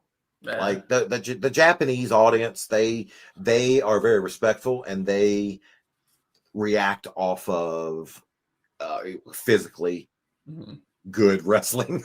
Yeah. Well, I don't know a better way to say I sucked than that. They would react off of what happens in the ring, and I was more character driven, especially towards my heel. Once the heel side of my career came out, I was going to get you to hate me, but you had to understand what I was saying to do it. Like I could cut some heel promos and I'd get people to hate my guts. But I couldn't do it in Japan, so it just wasn't my, every man needs to know his limitations. Yeah. That said, I still had a good time in Roppongi with Kishi, and I have my jacket. Steakhouse jacket. Yeah, I got my steakhouse jacket. So original one too. Phenomenal. That's phenomenal. That's my dog walking jacket. I literally walk my dog in that thing when the weather's like 50, 60. That's all I wear it for is walking my dog. Wow. So you're still getting used out of it. I use it seriously all the time to walk my dog. Oh, there you go. So that was a good sound investment. And I think they gave it to you. Yeah. Mm-hmm. I just had to sign an autograph. Yeah, Devon grabbed me and said, "Get an autograph and bring it with you." And they gave us dinner. I gave them that, and they gave me the Ribera. And I didn't know what the Ribera jacket meant. I didn't know there are people in America making knockoffs. Yeah. And now you got Matt Cardona. Matt Cardona's got like 7 of them.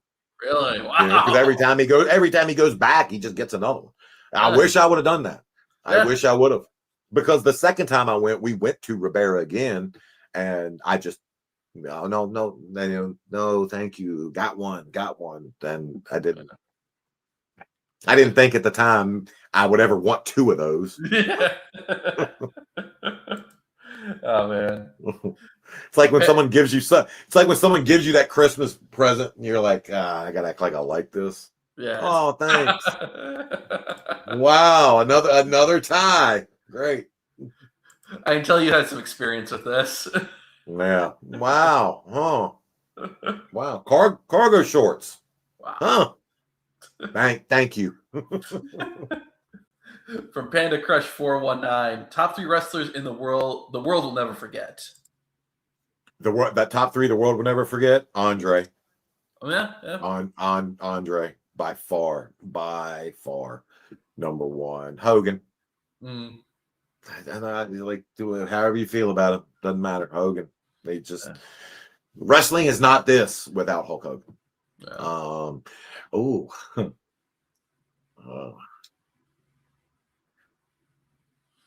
I would say The Rock. Do you think he's going to be remembered for wrestling or as an actor? I thought no. The only reason he got ahead of Austin is because of the acting. Gotcha. Yeah. Yeah. Why? Do you disagree? No, I was gonna say because I was thinking Rock too, but I'm like, ooh, but is he gonna be remembered for wrestling or acting? Yeah. I guess either way he's gonna get remembered, and he was a wrestler. Yeah. So absolutely. That meets the criteria that Panda Crush sent in there. So knock that one out. I mean, if you want to give me $1 million in 50s instead of 100s, I'll take it. It's still $1 million. Doesn't matter how you remember it. Yeah. As long as you remember. They do have, I will say it, they have a hell of a all-star just cast. Yeah. I mean, they have everybody here tonight. Yeah, really. Chill Fan 7, your favorite victory upset from a babyface. Mine is when Jeff Hardy won the Intercontinental belt from Triple H in 2001 with Matt's help with a chair. Huh. I have one, but I'm gonna let you answer first. Now go. What's yours? You guys assume I watch wrestling way more than I do. It was I don't know how many people will remember this. Maybe you'll remember this, Maven. It's February 2002 on SmackDown. Some guy, he's bald. He pins the Undertaker in the hardcore title. Okay, that is legitimately. Yeah. I think that ranks as one of the best upsets in WWE. Obviously, you had assistance from The Rock, but still, You know what? I'll take that. And no, it wasn't nothing I did. I mean, it was all Undertaker and Rock, but it was cool because I love it when wrestling provides something that people don't see coming. Yeah. Like I just love like people really could not believe it's past your bedtime. People really could not believe I beat the Undertaker for the hardcore title. And again, the whole thing with I think if they were going to have me win the championship, it should have been against Jericho. No one would have believed it. Yeah. If 5 minutes later Taker comes out and it says, you're the champion now, and drug Vince out, I demand him, a match with him, and then he beats me. Okay, but just for a second, shock people. So yeah, I hate putting myself on lists. Yeah. That's why I said it. But you got a tough enough alumni, The Miz. Yeah. Right now. Arguably the most successful, and I only say arguably because John Morrison had a lot of success too. But Miz is mainstream. Yeah. And Miz went mainstream.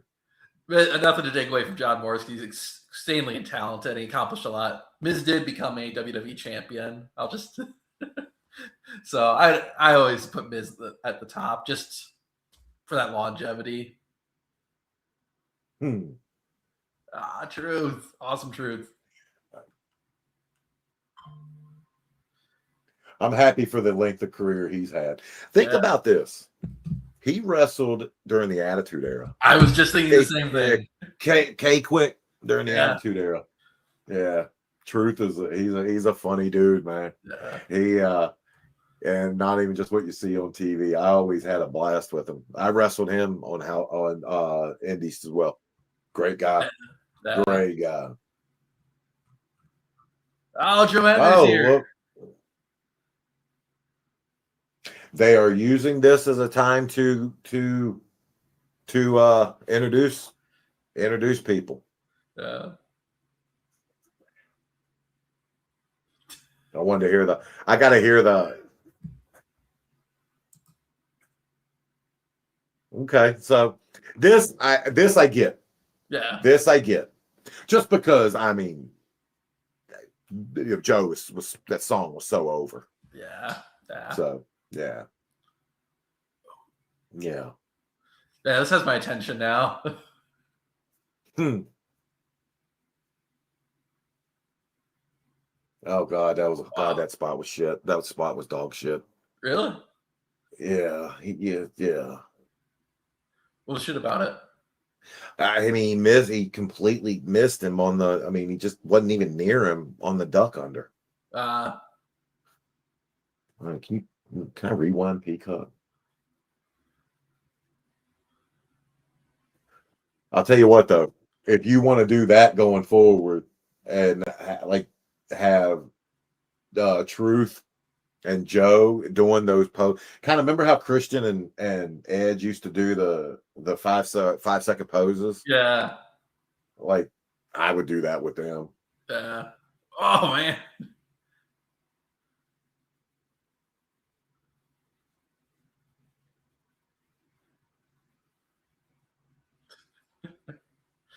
One thing I really appreciate about Joe Hendry is for his entrance music.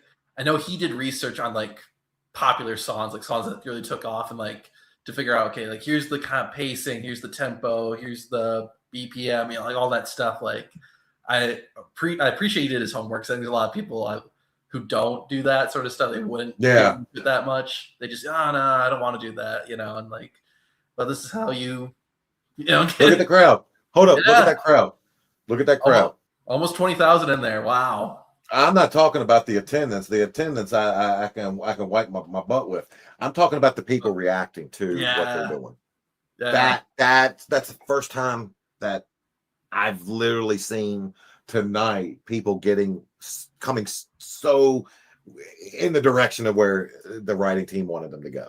Yeah. And that was entertaining. That was entertaining. Eminent Professor, what an opportunity for Gunther tonight. Obviously, it's about Cena, but Gunther has such a bright future. The more immediately when I heard that it was Gunther, I was like, really? Gunther? But the more I thought about it, I was like, okay, I actually like this pick. Yeah. One, because you're right, he does. He's the future. He's not the past. Immediately, my mind went to him wrestling Randy. Mm-hmm. Randy's the past. Yeah. They're not building the company with Randy. So I immediately then thought, okay, that's a good pick. And Gunther's solid. He's just solid. He's a good wrestler. He's not gonna be the guy that doesn't show up in this moment. Yeah. He's a guy you can count on. Yeah. And on top of that, intensity. Yeah. He never doesn't bring it. Yeah, so the more I thought about it, the more I liked the pick, the more I liked the decision, the more I liked Gunther being the decision.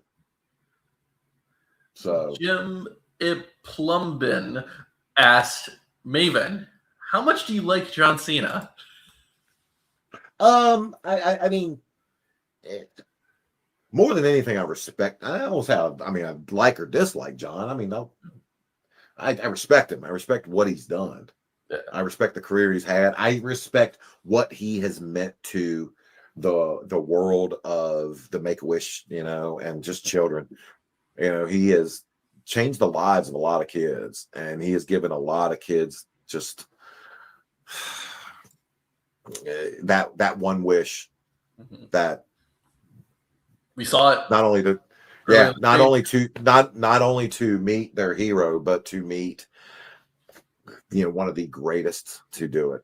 And the fact that he's done more Make-A-Wishes than anyone, unbelievable. So I respect John. John and I, we always, we were always just in passing. Oh, hey, what's up, buddy? Yeah. So, I'm not going to sit here and say that we were, boys or anything. We weren't. But John, he's always had my respect for what he's done in the wrestling ring. Yeah. And he's a hell of an actor. I will admit, I enjoy his wrestling. I mean, I enjoy his acting more than his wrestling. Yeah. There you go.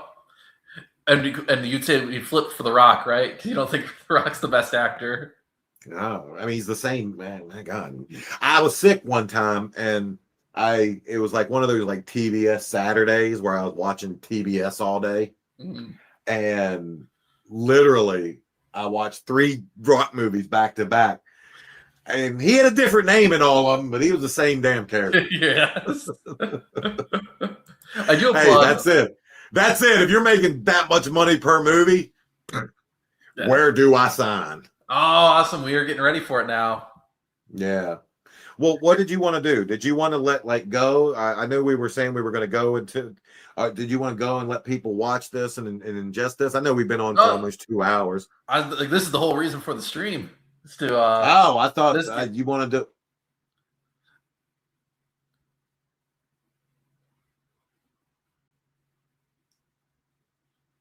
Yeah, Gunther's a good pick. Yeah. Gunther's a good pick. You were saying earlier how he looks like he could fit in any decade. I feel like like he looks to me like a wrestler from like the 50s, 60s, 70s. He has that look of just there's no real flash, and I don't mean that in a bad way. I mean that in a really complimentary way. Just like he looks like a guy that like I can rip your face off if I want to. Yeah, that plays to his strength. Yeah, that's what I meant when I said he could fit in any era. Yeah, he's not the guy coming out trying to win you over with a crazy appearance or a crazy gimmick or flips into the ring. He's very workmanlike. Yeah, just business-like. Yeah, like this is what I came to do. This is gonna be, and I'm gonna do it. So it sounds a little bit like a diss. I don't mean it to, but like he doesn't have the just jacked, shredded Lex Luger build. He's like still very in shape, but like he doesn't look like beach muscles, Like he looks like very serious, just this rugged rawness to him. How's that a diss? You're just stating facts. You're stating facts. That just tells me you have eyeballs. Like there's nobody on earth that's gonna look at him and look at 89 Lex Luger and get those two mixed up. Yeah. Remember when I said in the match about Logan Paul stepping out of the ring? Yes. Yeah. Good on Gunther there. He knows what the hell he's doing. They're building it. Yeah, they're building it. I can't wait to see the flash bulbs go off. Yeah. For this.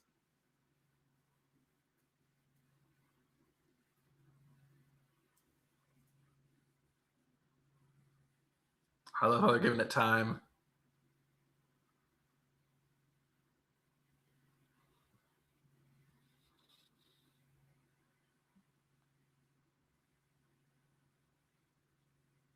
See, when I was talking earlier, if you would have done this at the beginning of the show, you could have had all those matches to follow. Yeah. And then you could have had cameras backstage following Cena, shaking hands and just hugging people, and post-match, post-quick Quato Bliss. Yeah. I guess there's a reason I'm not on the damn writing team. Yeah. Yeah, me and Hunter butted heads about that. Yeah. Hunter, you're gonna do it my way. Yeah, come on. Don't work for me, guy. Wow. One thing that's really changed in the past 2 years, I'd say, is fans singing along with the entrance themes. Like that was never a thing until very recently. I think it helps also just show like how wrestling fandom has kind of shifted a little bit because you could never, Yeah. you wouldn't do, and I'm not saying it's good or bad. But like Attitude Era, that just wouldn't happen, you know. Oh, I love this. He's giving him the camera, the camera from Stu.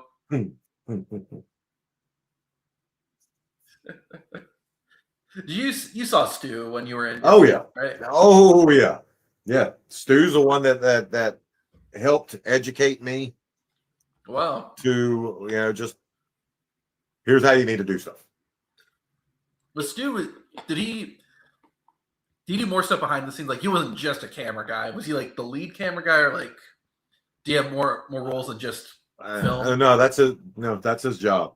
Gotcha. Yeah, that's his job. But they just trust him with those shots. Okay. They trust him with the shots that they need. Remember when I was saying in the video, and if you haven't seen our video from yesterday, go watch it after this is over. I was talking about how give Cena the ring. Gunter did that. Gunter must have watched. Yeah. He must have watched, and he said, I'm not going to make the mistake Logan Paul made. Yeah. I'm going to give Cena the ring. But again, all those people in what I think used to be the MCI Center, I don't know what the arena in DC is named now. All those people are there for this. Gunter knows that.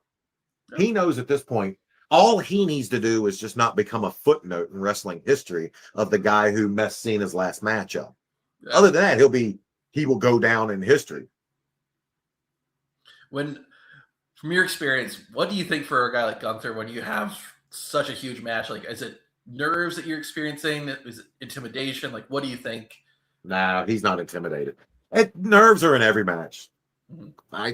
I still get nervous from going out down at the local VFW in front of 15 people. Yeah. Like I care.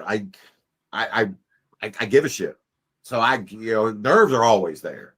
Yeah. I guarantee you Gunter's probably like I was. That's a good.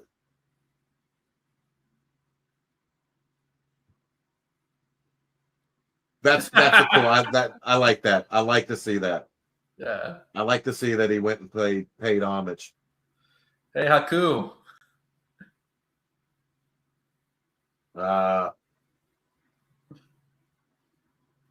Book. Yeah.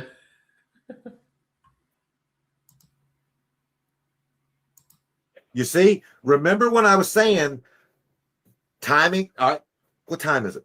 All right, they got 21 minutes. Time's an issue, though. You do all this at the beginning, it's not. He can meet everybody. He can shake everybody's hands, row A through G. And it doesn't matter. Timing's not an issue. I digress. I'm gonna forever think I was right about that.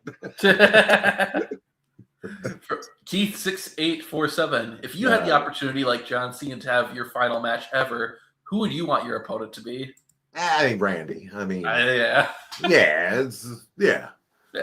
Randy. But that's again, I'm nostalgia. I'm thinking nostalgia based.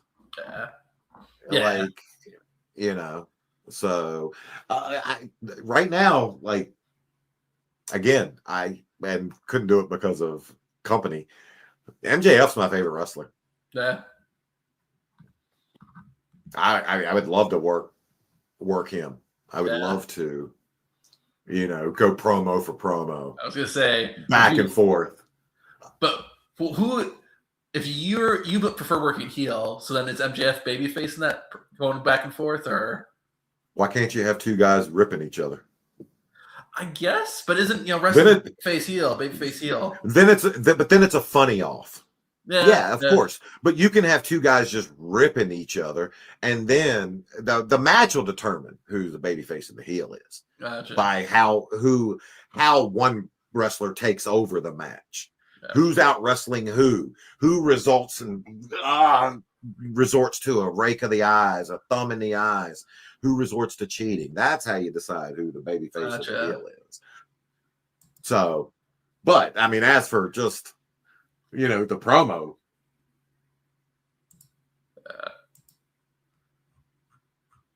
As for the promo, I mean, that's just two guys being funny, ripping each other, Yeah, and yeah. getting all those "ooh" moments.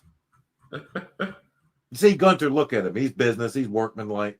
He's just another day at the office for him. Yeah. Danny, I did like was gonna say, real quick. I did like how John went out and paid tribute to the yeah, to legends. those in the front. Yeah, in the front row. Yeah, yeah. Danny HBHH with a $50 super thanks. Thank you, Danny. Stu turns heel tonight. Just doesn't film the match. Just not. Yeah. What if tonight was the night? Nah, John. Nah. John, they're telling me in my ear, no. I've done over 700 of your televised matches, not this one. Yeah. John's in that rarefied. Oh, and I love it. I love. I'll save that for myself. Yeah. I love that John has gotten to that rarefied air place where he can literally do anything. Yeah. There's no one giving him any feedback. The only thing from Unreal Volume 1 that we watched, the only thing that was completely as is, I guarantee it, was when Hunter went to John and told him perfect. Yeah. You did what we needed. That's because John, he can do anything out there, and he can't literally make a mistake.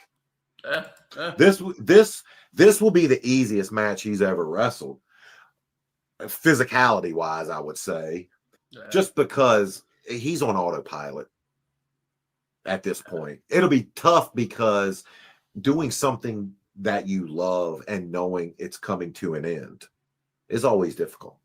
I think the crowd's using some profanity there. I hear Peacock is muting it in the crowd's chant. Chat, let me know if I got it right. Was that F? Yeah, F you got there was what they're chatting there. He's doing his job then.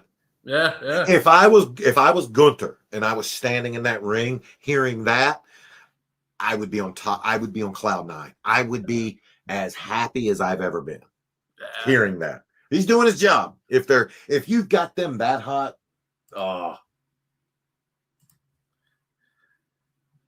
Also from Danny HBHH, seconds attempt, Stevie Richards. I know you're here. You think Stevie Richards is watching us? No. I don't even think Stevie's watching this. Yeah. Did you see that slam? That just in the intensity for which Gunter picked him up and slammed him. It's why I preach all the time intensity. And he's digesting everything. He's letting everything set in. This is why he was the right person for this job. Yeah. Right here. Because he's not trying to get to the next spot. He's just letting it. And Jesus, John. You'll say his chest is really getting red. Yeah.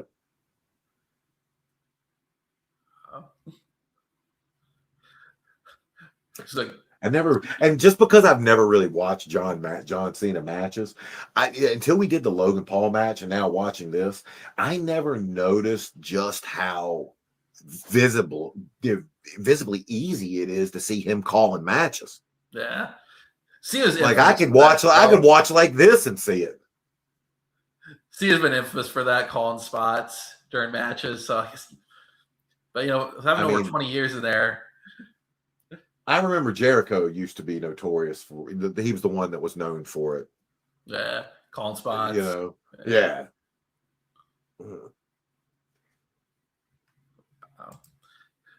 From Maria Ellis. Maven, my husband's cousin said you look like you suck. We should tag team against my husband and his cousin. My husband, that popped me. My husband's cousin. You tell your husband's cousin if he wants to. That's funny. That's funny. What's this sumbitch's name? He ain't safe anywhere.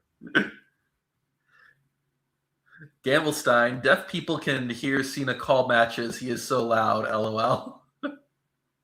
You said it. Yeah. You said it. I'm going to hell for laughing at it, though. Yeah. My God. And guys, forgive me. I just like, man, I don't watch wrestling, but I definitely don't watch John Cena matches as force of habit. Life's too short. Yeah. But watching when we watched the full match with him and Logan Paul, mainly for Logan more than anything. But it shocked me. It caught me off guard with just how openly he was calling them. Like, I would have gotten my ass chewed by the agents backstage if I was calling spots that egregious. I'm just trying to picture Dean and Arn coming up to me, telling me, now knock that off. But then again, he can get away with anything. He's earned it. Yeah. He's earned it. God, I love Gunter. I'm a fan. All right, I'm a fan of Gunter. I'm a fan. Like I preach it all the time on this channel. Deliberance and take your time. Yeah. He is the walking embodiment of what I preach, what I talk about. Does he make your top 10 favorite wrestlers right now? He's climbing that list quick. Like, just look at the deliberance. Yeah. Like, look at that. That's a throwback to old school wrestling. That's a throwback to the 80s wrestling that I grew up with. That's a throwback to the Magnum TA and the Dusty Rhodes and Tully Blanchard days. Yeah. Especially to the look. No elbow pads, no knee pads. Yeah, it's just workman. Yeah. He's just very workmanlike. Like, literally, Ron Garvin. I think of Ron Garvin when I think that. Just that pacing, that plotting. He's stalking Cena right now. Think about our brains, how our brains are wired. We see that in the wild. That's an animal stalking. Like, that's just, we don't even think about it. But that's what he's doing. Now, I know how this is going to end up going. And Cena, I know there's a comeback coming. But, I like the cut of his jib. I heard it. Michael Cole just said exactly what you said. He said Gunther's a throwback to the 70s and 80s. Hold on, I don't do this often. I don't do it often. I don't do it often.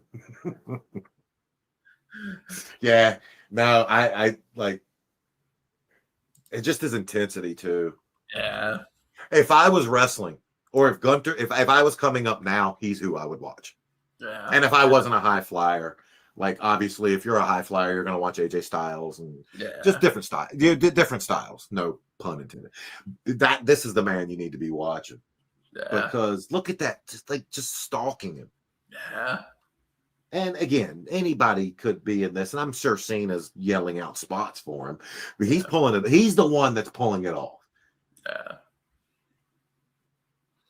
Zoltan, not a WWE fan, but how do I watch this match? Peacock, if you're in the US, and then I think it's streaming. Yeah. Hey, our international viewers, let Zoltan know. Is it streaming on WWE's YouTube channel? Because if it is, then you can just, and you're in the US, you can just use a VPN. I wouldn't think it'd be streaming on there. I would think Peacock pays too much money.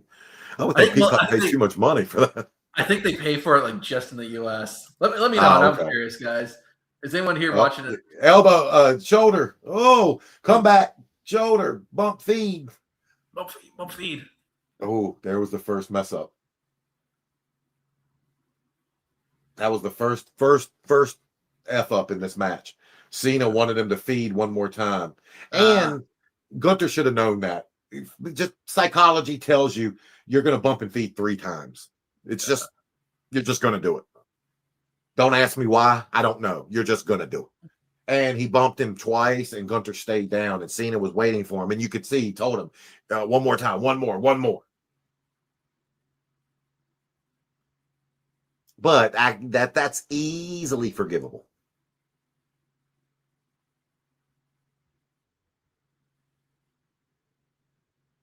When you get reactions like that from the crowd, people that want it so bad, Yeah. like that's again, these are two grown men fake fighting. One in jorts, and the other one looks like a throwback from a 1940s soldier from World War II. And these guys are fake fighting.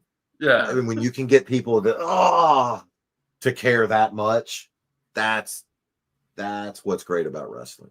Yeah, absolutely. I love this. Michael Carter, 6'7". Not here for the match, here for Maven. Just as a rule of thumb, that's what you should not get.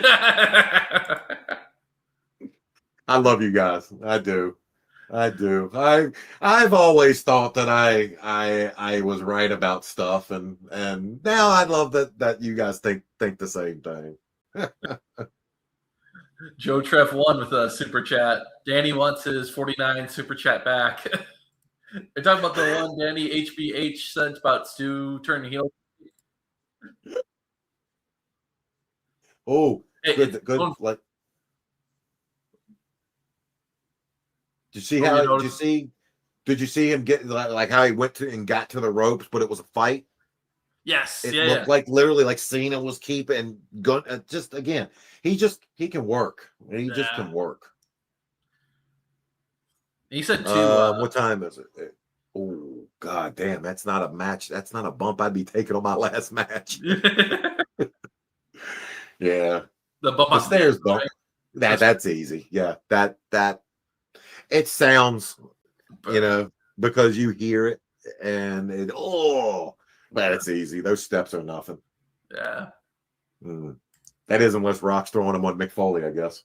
Yeah. So far, it seems like you're pretty positive about this match. It's a good match. Yeah. It's a good match, and it's more entertaining than even I thought it was going to be. Nice. Yeah. Yeah. I'm looking forward to the spot with the steel stairs by the commentary table. My God, look at that prime display. Like, unbelievable. Like, again, that's yeah. Good heel work. Yeah. Good heel work. Yeah, I became a fan of this guy tonight. Yeah. I became a fan of him tonight. Just his execution, and everybody's there to see Cena one last time. Yeah. And this guy he's pulling it off. He's pulling off what they needed. Now I see why they picked him. You possibly get this with Randy, because Randy's great too. But I understand why you want to use Gunther. Yeah. Because of just like, you could turn this guy into such a mega hated heel, and now everybody's going to hate him. Yeah. Ooh, he's got him up. That's a great shot right there. Oh. I would have milked that with the face. Yeah. I would have had them hold him, I would have thumbnailed it like we do our thumbnails. Yes. I wonder how much Minute Maid had to pay to have their logo for this match. It wasn't nothing. It wasn't nothing. All right, so now hold on. Am I correct in saying this ends at 10 o'clock, right? I'm pretty sure it does. I think they have a hard out. We have 5 minutes. Again, why are you battling a clock? Yeah. Like, I just just also believe in Murphy's Law, which is, do you remember, Zach, what Murphy's Law is? If something can go wrong, it will go wrong. Bingo. And this wouldn't have been the match I would have wanted to Rush. But like, it's going well so far. Yeah. One thing too, I know some people were disappointed that Cena's last match wasn't going to be in Massachusetts or West Newbury, where Cena's from. think that DC does, John Cena was kind of the all-American hero. He was Yeah. a character to him, so it's kind of a fitting location for his final match. And that's just the case. You can't make everybody happy. Yeah. Like I'm sure, Green Bay, Wisconsin could have came up with valid reasons why he should have had his last match there. Peoria, Illinois. Yeah, we have John Deere, John Cena, John Deere. It should be here. You can make an argument for any place. It's just, I think more than anything, it's the date. Yeah. I think the date was what was, and again, this was Cena driven. Yeah. I guarantee you WWE didn't go to him and be like, hey, John, come December 13th. Why don't we call it quits, buddy? Yeah. The one nice part is that since it's not happening like on a WrestleMania or a big pay-per-view, they can really focus on Cena. This show can all be Cena versus if it's WrestleMania, there's just a lot more. Yeah. Yeah, you're right. Yeah. Hold on, we'll hear this. Love hearing the crowd. You can't see me. Oh, and then him Gunther up. Good swerve. Good swerve. I wonder if this is the finish. Now he turns up it's gotta be. It's gotta be. I mean, he'll kick out of this, but they're going into it now. I know that. It's late to bring it. Chad Patton's untold them, you guys, we got 2 minutes. We got 3 minutes. Someone was saying that they think Cena this might be the first match where Cena quits. No. You don't think this is it? No, 100% no. This is, but look, Maven, you're proven right. They're rushing this. Yeah. Did you notice all the deliberate time they took for everything? And the last 30 seconds, they're rushing it. I don't know if you saw that super A off the rope, Maven, but I could tell it wasn't the finish because, like you said, Gunther, his eyes were locked on the referee. He's waiting for that 2 count. Bingo. You'll never watch wrestling the same again. Yeah. Anytime, look at the guy's eyes. If he's looking at the ref, more than likely going to kick out. Yeah. For those eyes, man, I'd be thinking of, am I going to Scores tonight? Am I going to Dollhouse? I'd be, counting my draw, doing everything but if they 1, 2, 3. Yep. Thinking about that huge check you're getting for this match. Yeah. It's already spent. It's already spent. All right. So they must not have a hard out because if they have 1 minute left, they Roland, Maven returns with the super thanks there. I don't think you ever went anywhere though. We just had a video come out yesterday. With what? It was from a super thanks. What did he say? What was it? Maven returns where? Just Maven returns. I guess returns to WWE maybe. I mean, yeah. The older I get, the more I wish. Oh, look. Oh, you can see Cena calling it now. I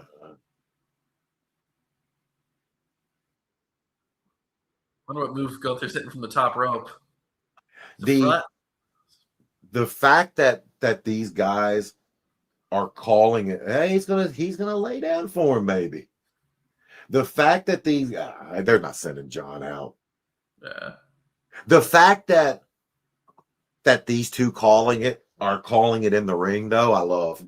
Yeah. I love it because they're feeling the crowd. They're doing all the stuff. I was talking to a friend of the channel, Dean Couch, and I was working on a video for Tap Out, and a lot more wrestlers just, if they watch a spot, they just repeat it. They don't try to deviate or anything. Yeah. I think it just comes down to the way that WWE's produced now. They really focus on staying to the script, staying to all those key points. Well, most of the time, if they do it, they're trying to get to a viral moment. Yeah. And they're trying to get to that one clickable moment. And that's something that they can put in a 30-second Instagram, TikTok, or Twitter post. Do you think it's ever like a timing thing, making sure they're staying on time and like making sure the camera crew knows exactly what to get? Nah, it's No, it's a vanity thing. They're trying. They think everybody in the damn place has the script, and if they miss something, oh, they're gonna know we effed up, and they don't. Like it's hard to practice something so many times and then be okay with cutting it. Yeah. We'll just throw that out, because our brains are so wired to, oh, we got to get this in, we got to get this in. Yeah. But that's why I'm enjoying this match, and I'm enjoying it because I know these guys had some stuff called, of course. Like once they started going into the finish, which they're in now, they had this stuff called. Yeah. But even part of the comeback, Cena's still calling. And I just enjoy that level of wrestling. Yeah. I enjoy, because those old school guys, man, they wouldn't even talk to each other. Really? Yeah. What do you want to do tonight? Listen to me. Yeah, like listen to me. And it's an art. It's an art. Ooh, Cena starting to fade. They gave these guys significant time for this. Yeah. And again, it's just you do this to open the show. I mean, I understand why you want to get everybody to keep everybody there. Yeah.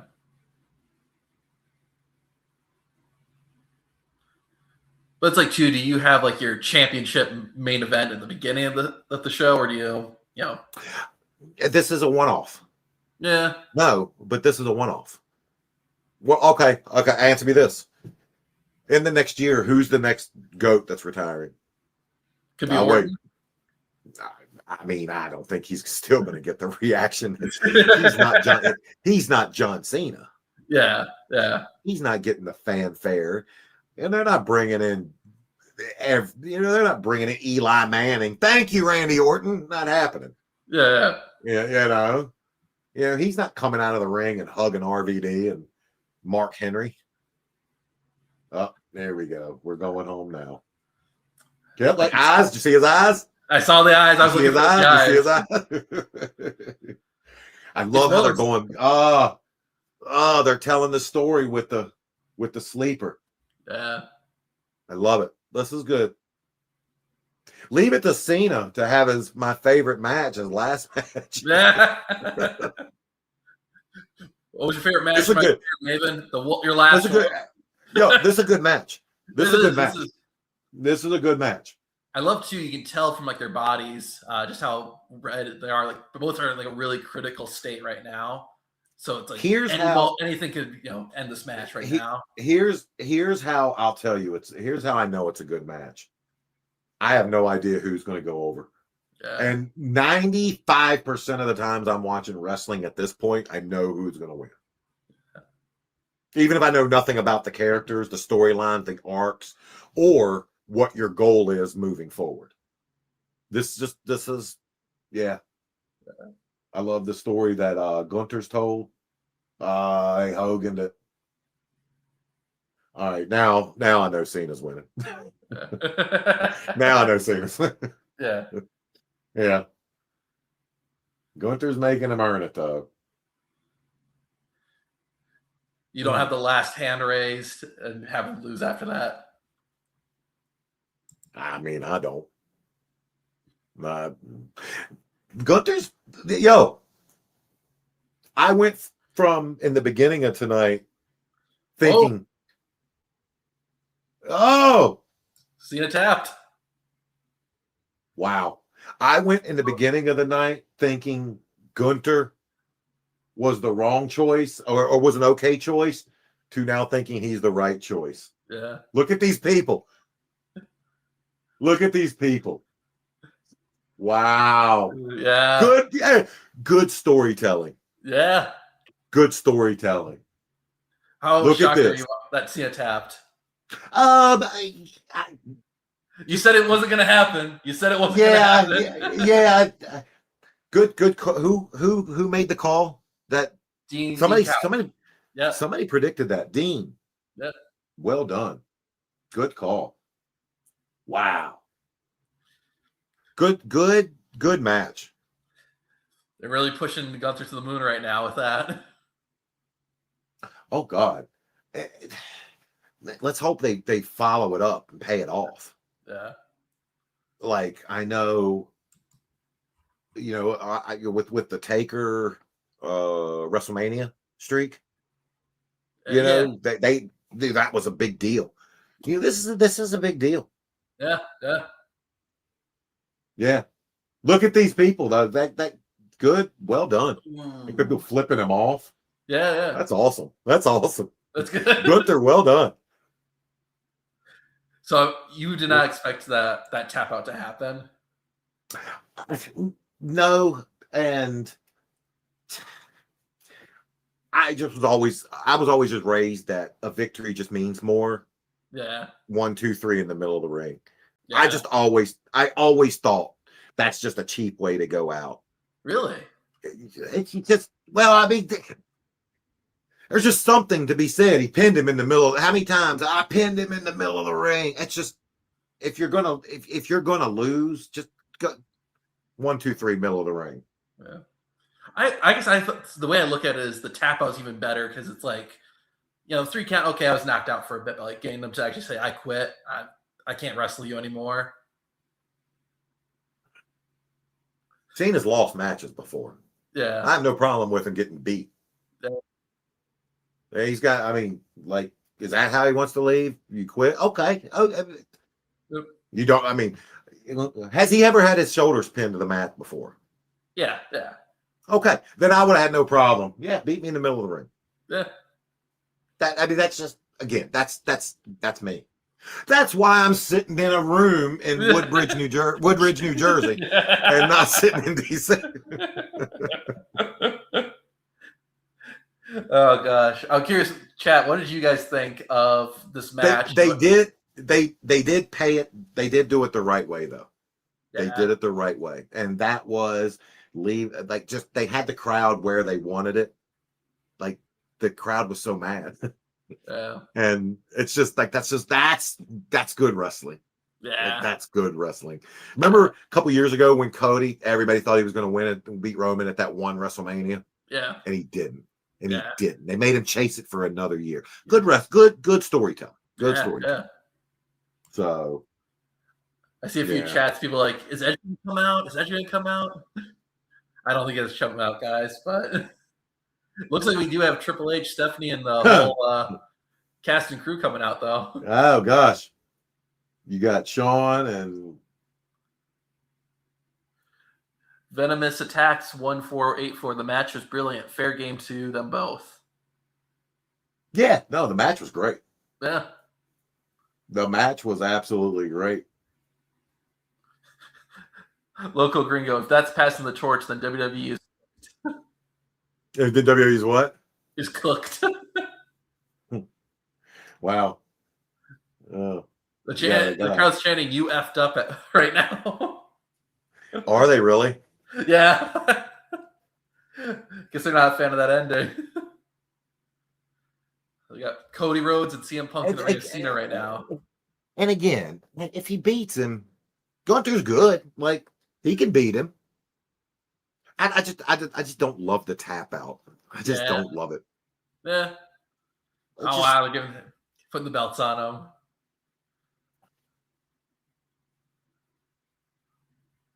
Now they're bringing out everyone from the back out.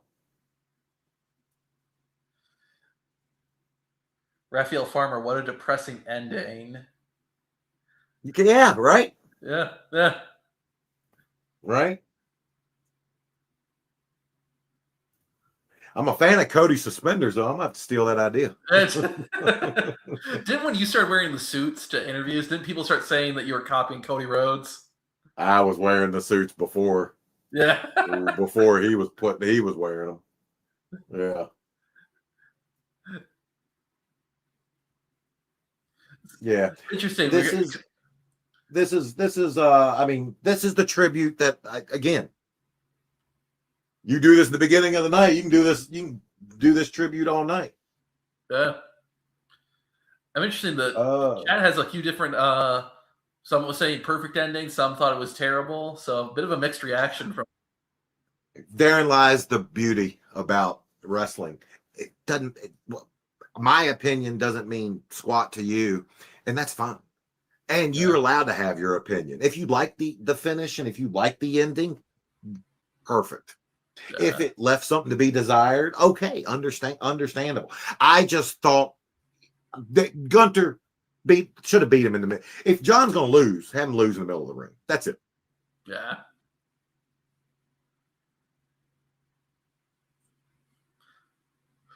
Yeah, some was saying it was BS. Some you'll see the crowd sucks. They said what? The crowd. The crowd sucks. I knew Cena wasn't gonna win.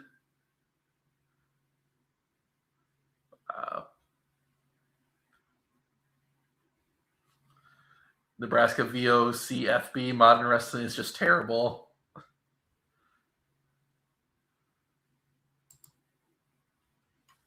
It's just different. Yeah, They're doing, I guess, this tribute. Doesn't look like John's seen this before. yeah. That's got to. Yeah, it's pretty cool. He put his dad in it. Yeah. And that's cool. I've always thought that was awesome that he's been able to bring his dad along on this ride with him. And I've seen a joked in an interview once that he's the first reverse second generation star. His dad got into wrestling after Cena got into wrestling. Yeah, he made his dad he made his dad a name. That's great is that they share the same exact name. So I mean, yeah.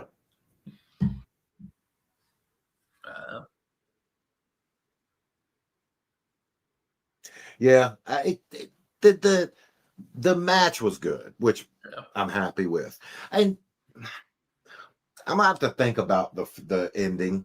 Yeah, I understand. I again, and I went back and forth with thinking Gunter wins. I could see the logic of both. Yeah, I can see the logic of Gunter. Sure, if they told Gunter, yeah, you have to put John over. Okay, no problem. But it's just, I just don't see how it. I don't know. So you would have changed the ending. Well, okay. Here's the only way I would do that now. Yeah. That needs to become run with that. That he needs to. If he's gonna win, that's how it needs. I don't know enough about his wrestling. Is that how he gets victories? I think so. He tapped out Goldberg. He is a submission wrestler. Okay, all right. Yeah. Well, then that makes more sense now. Yeah, run with it. Run with it. You think it was the right thing for Cena to lose to Gunther? Would you have kept? I do like that. Yeah, because it's a passing of the torch. Yeah. I definitely like the. What would be your thoughts of reaction if Cena had won? I get it. Mm-hmm. It doesn't help Gunter. Doesn't help. Yeah. It doesn't help wrestling. What's my reaction would have been? It would have been a quick high. It's an immediate reaction. It sends the fans home happy, but it doesn't help the business moving forward. Yeah. It's a good feeling. Yeah. It's that first hit on any drug. Ooh, we want that again. But long term, not so much. This was the right business move. By far. You just created a person that is hated now. Yeah. Yeah, that's the right move. Yeah. Why? Because he beat a legend. So kind of fast food versus vegetables. Fast food's gonna be great in the moment, bad long run. Vegetables not so good in the moment, great in the long run. Bingo. Yeah. Yeah. Analogies with Zach. Wow. It's funny to see the cell phones from the generations. Yeah. I just saw somebody holding up a BlackBerry. Yeah. Wow. I didn't catch, according to Greg, our resident fact checker, they actually put Vince on screen. I didn't catch that. Did they? Did they really? Wow. I think they're testing the waters a little bit.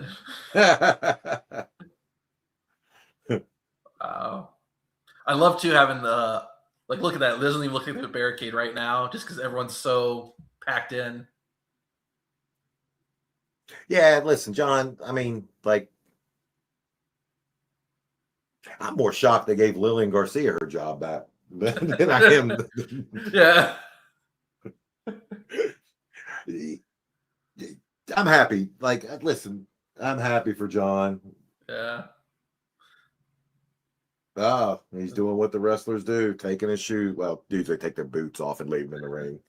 Yeah. And he's taking his shoes and armbands off. Yeah. Mm. Not the pump up ones, but you know. Man, I had a pair of those pump up ones in high school for a shoot, for real. Yeah. Yeah. I remember getting them thinking that they pumped the soles up and being disappointed when they pumped the tongue. Yeah. And I'm like, I don't need these. I was like, I don't need these tighter on my feet. Yeah. Like I don't need my feet. Like I don't need my feet to go numb quicker. Yeah. Yeah. Listen, there's a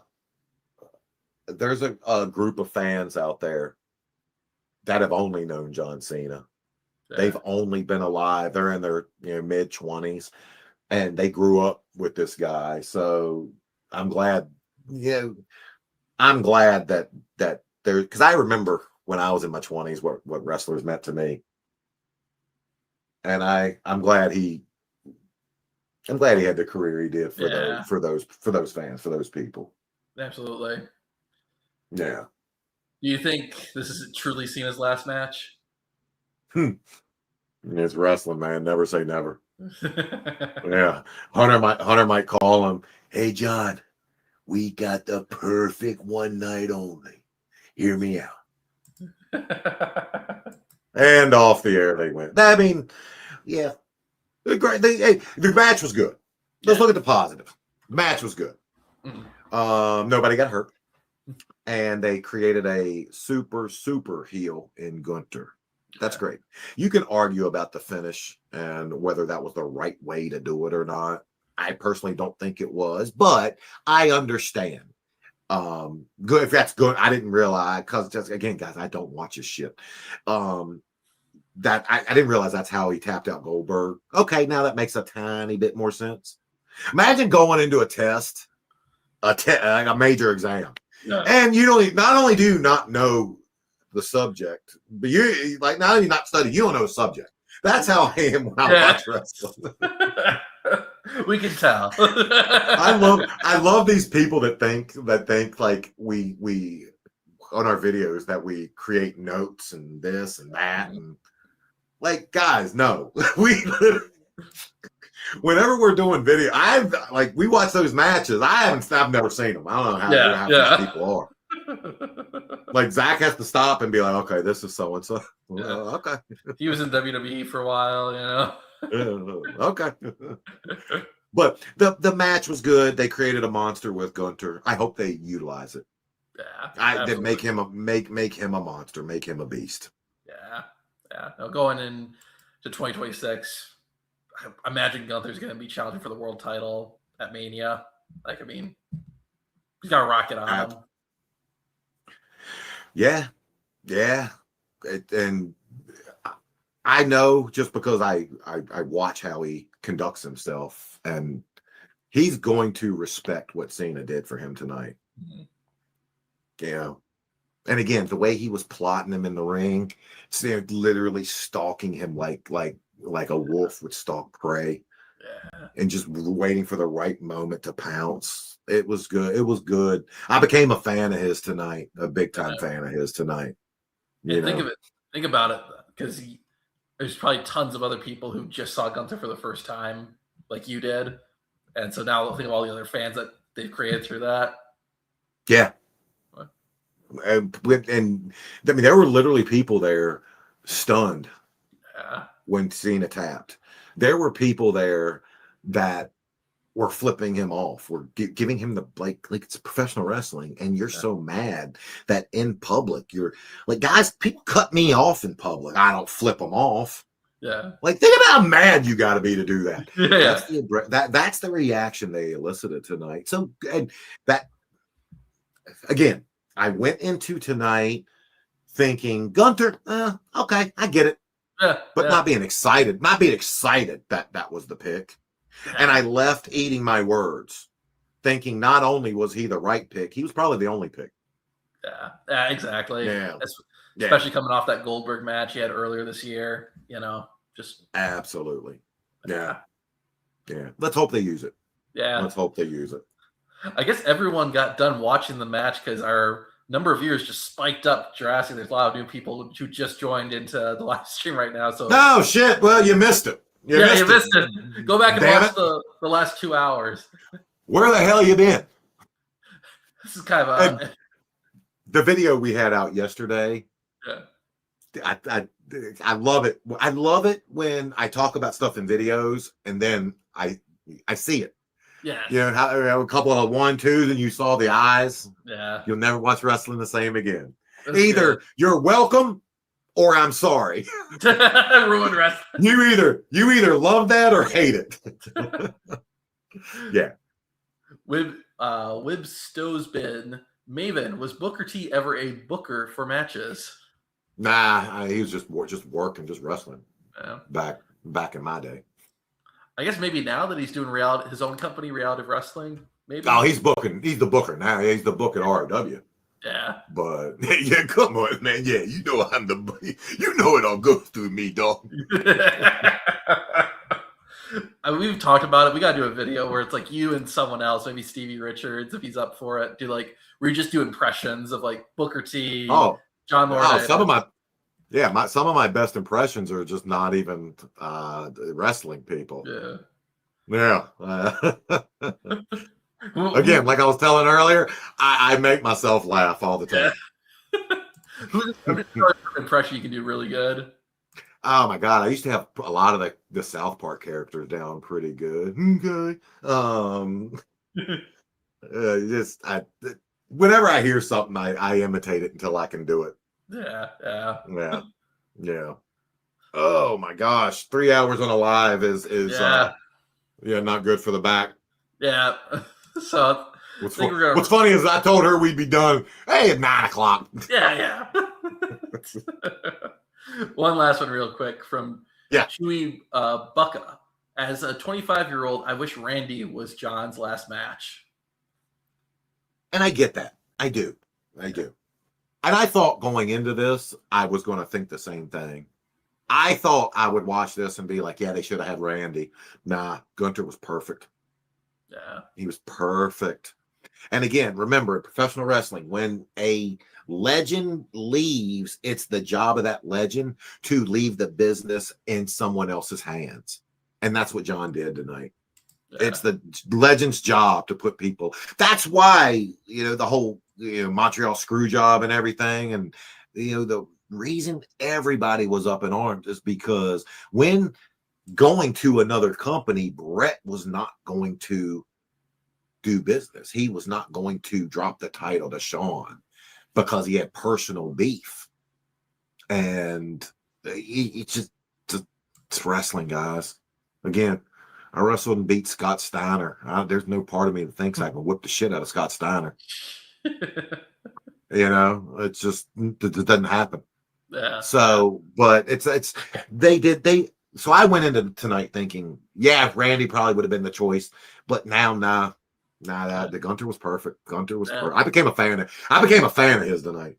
Yeah, absolutely. I'm sure a lot of other people did too. That was just phenomenal match. Phenomenal. Yeah. Jay Walker 3913. Zach, can you now reach out to Cena to start a podcast? Go for it. Yeah. Instagram. Hey, Mr. Cena. Oh, Strum School YT. Never give up. John should have passed out. What are your thoughts on that? I would have rather that than the tap. Gotcha. Well, I'd have rather that. Do you think it's just again, it's wrestling. 1, 2, 3, pin him in the middle of the ring. Yeah. That just does more. That does more.